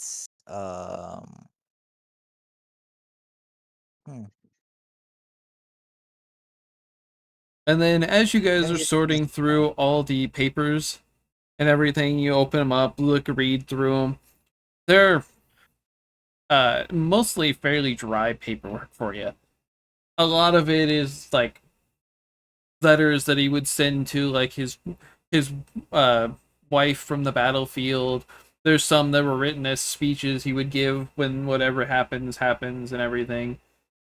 There's an expense ledger that goes over how much money was shoved into pretty much making the tomb, and another expense one that goes through like his daily expenses and everything. All right then. I will. The only one that even remotely holds anything of interest to you is one of them mentions that there was an unfinished section of the tomb itself that was originally for his I guess wife. I don't know why they say mistress, but whatever. Either way it works out in the end. But there was gonna be another like built-in space that never got finished for his mistress in the end. Mhm. But beyond that, it's I mostly will- dry. I'm going to. Can I write down what area exactly that would be because it is unfinished. It doesn't have any maps on it. It's just someone doing essentially letters to whoever was building it, and they discussed how Oh, much the expenses would be to make this area. All it really tells you now is there's a section that would have been continued on, but never got to that stage. I see. My bad. Mm. Then I will put all of those in my bag because that is historical knowledge, even if it is boring.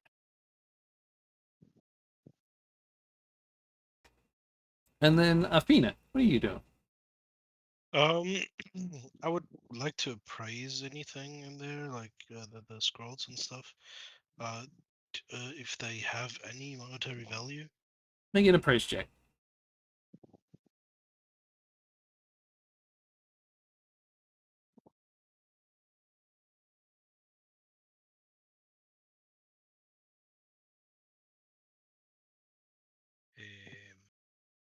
Um, Ooh, that's a nice roll. 16. 24. No, 22. As you're kind of going it over with Daz, as he's reading through it, he kind of gets this look of like a really boring paperwork look of everything in here.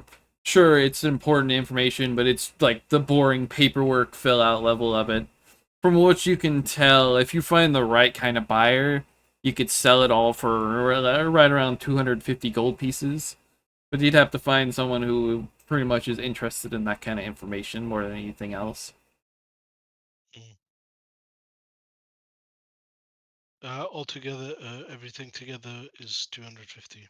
Yeah. Oh, if you have all the scrolls and everything locked up in their tubes, and you could get 250 from the right buyer. Okay. I'm making sure they're getting it back in the right cases. You feel yourself kind of dozing as you read some of it because it's a lot of just boring numbers. Yeah. Sadly, there is a high price in preserving this kind of information, even if it is fucking boring. I mean, true, but we're here to make a profit, so You're here to make a We're profit. here to make money. Ice cream and for fun. Sitting on the floor. yeah.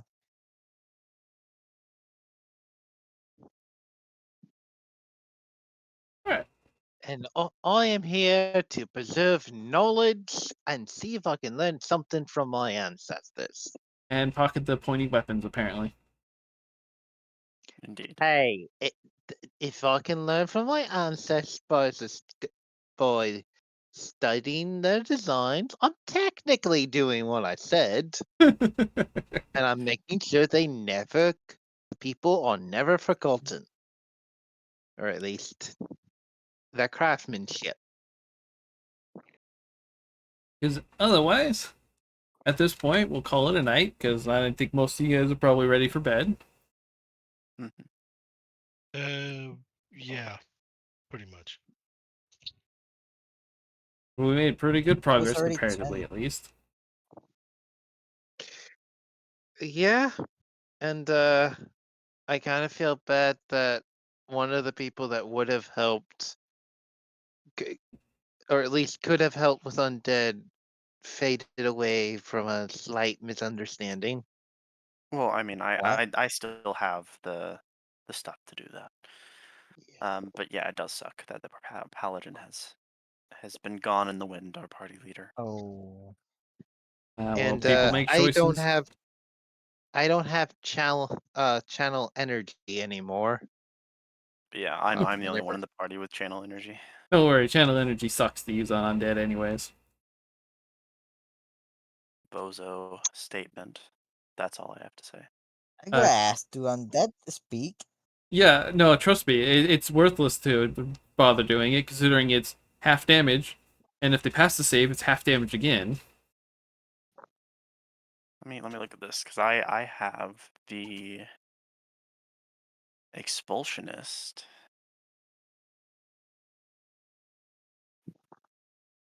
Channel energy is Uh, well, I can turn undead. Oh, I'm not doing channel energy. I'm doing turn undead.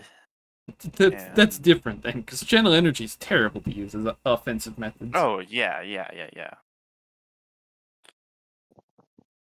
Turn undead, that's a different story. That's nicer. That's perfect. Still, I don't have that many options when it comes to undead. Yeah, I it's called mean, hitting them. later on, I get the option to give a rune to affect ghosts. Meaning you could technically hit them. Mm-hmm. Granted, how many spirits we're going to be facing may not be a whole lot, but well, you can hit them. I realized earlier in this session we actually found the name of the game. We found a mummy's mask. We found masks made of gold. I think the campaign is over now, guys. I think we can all go home. Yeah, Hmm. found the mask. No, we haven't found that one. That one's way cooler. Fair enough. I wonder what we can find that on the south.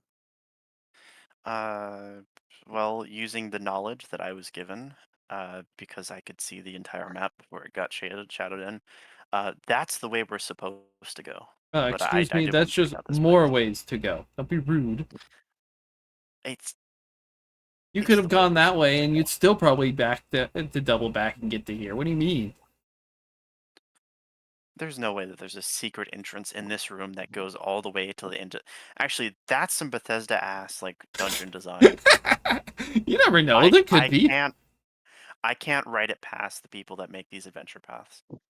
I've seen dumber secret doors than that. Fair. Plus, seeing this map isn't hard. It just shows you all the stuff that you can see without needing to look for it. Yeah. I didn't see any of the The hidden secret stuff's on a rooms. different map. Yeah. Hmm. Which I'm sad we didn't find any secret stuff. All right. I'm gonna hit the sack because I'm really tired. Oh yeah. Of course. Yeah. Have a wonderful good night. night. Yeah. You guys too. Thank you. Good night. Of course. Oh. Night. Good night. I didn't I'm expect those gonna make tiny my. constructs to be that effective, though. Oh, they're just annoying. Here's the thing. I could have been like, I probably should have been the one to try to get them onto me, because now it's like, oh, if they jump onto me, you fuckers could try to hit me, and you probably would not be able to hit me. Yeah, I would have sort of scraped off. I have a 21 AC, and technically, it does not matter if I'm flat-footed or not. Oh, no Mhm. decks. What do you want from them?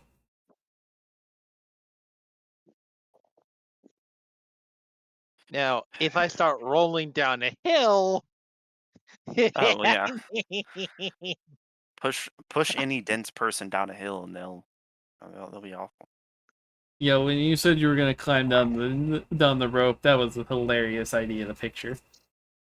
No, yeah, I was in the other room because I had to go do something while that entire shenanigan was happening. I was like, well, that armor is gonna suck to climb in. I wonder yeah, what's happening right no, now. and I rolled for shit. Oh, did do you actually want to know what I exactly rolled for? What'd you roll on the die? I have a -4 modifier. Sounds about I right. rolled an exact 4. Oh gosh. Oh yeah, I remember you. This was told to me when I came back. Yeah, and if you miss the DC Not by a 5 or negative, more, not you a fall. positive. Yeah, I fell onto my back. Yeah. Well, you weren't And gonna I was catch yourself. so I was somewhat expecting that there would be someone down there being like, "Oh, this is bad." All of a sudden, they see my fat ass falling right on top of them. Well, you got to say At hi to least, Gorn on your way down. yeah. At least no one was harmed.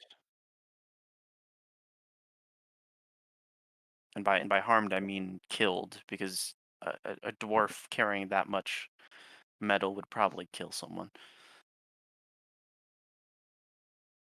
It'll That hurt. fall could have been terminal velocity. Yeah. Because it's what 75 feet down, right? It was 60 feet. 60 feet down. A person gains terminal velocity around. Terminal velocity, you have to fall like 200 feet. Yeah, you have to fall 200 because that's when the die actually stop going up. That's when it's assumed that you died from the fall. Oh yeah. In Personally, 5e, it's like 100 feet. yeah, I personally I kind of like the idea that there is no upper cap of fall damage. It's just if you fall, you just fall. Yeah, Yeah. the upper cap of fall damage is after 200 feet, you're dead. That's the cap. Granted, most Can't people lie. aren't going to survive aren't going to survive very many other falls, but after 200 feet, you're dead. But generally, those falls Uh, are usually leading to unending pits that you don't get a choice in. Yeah. Either that or you have a wizard doing portal shenanigans. But either way, gravity wins after 200 feet. Yeah. Mhm. Well, no. Gravity wins if you hit the floor. You're still technically alive if you're falling. It's fair. But you're most Mhm. likely going to hit the floor after that point. Or some other flying creature passes by and eats you on the way through. Whichever comes first.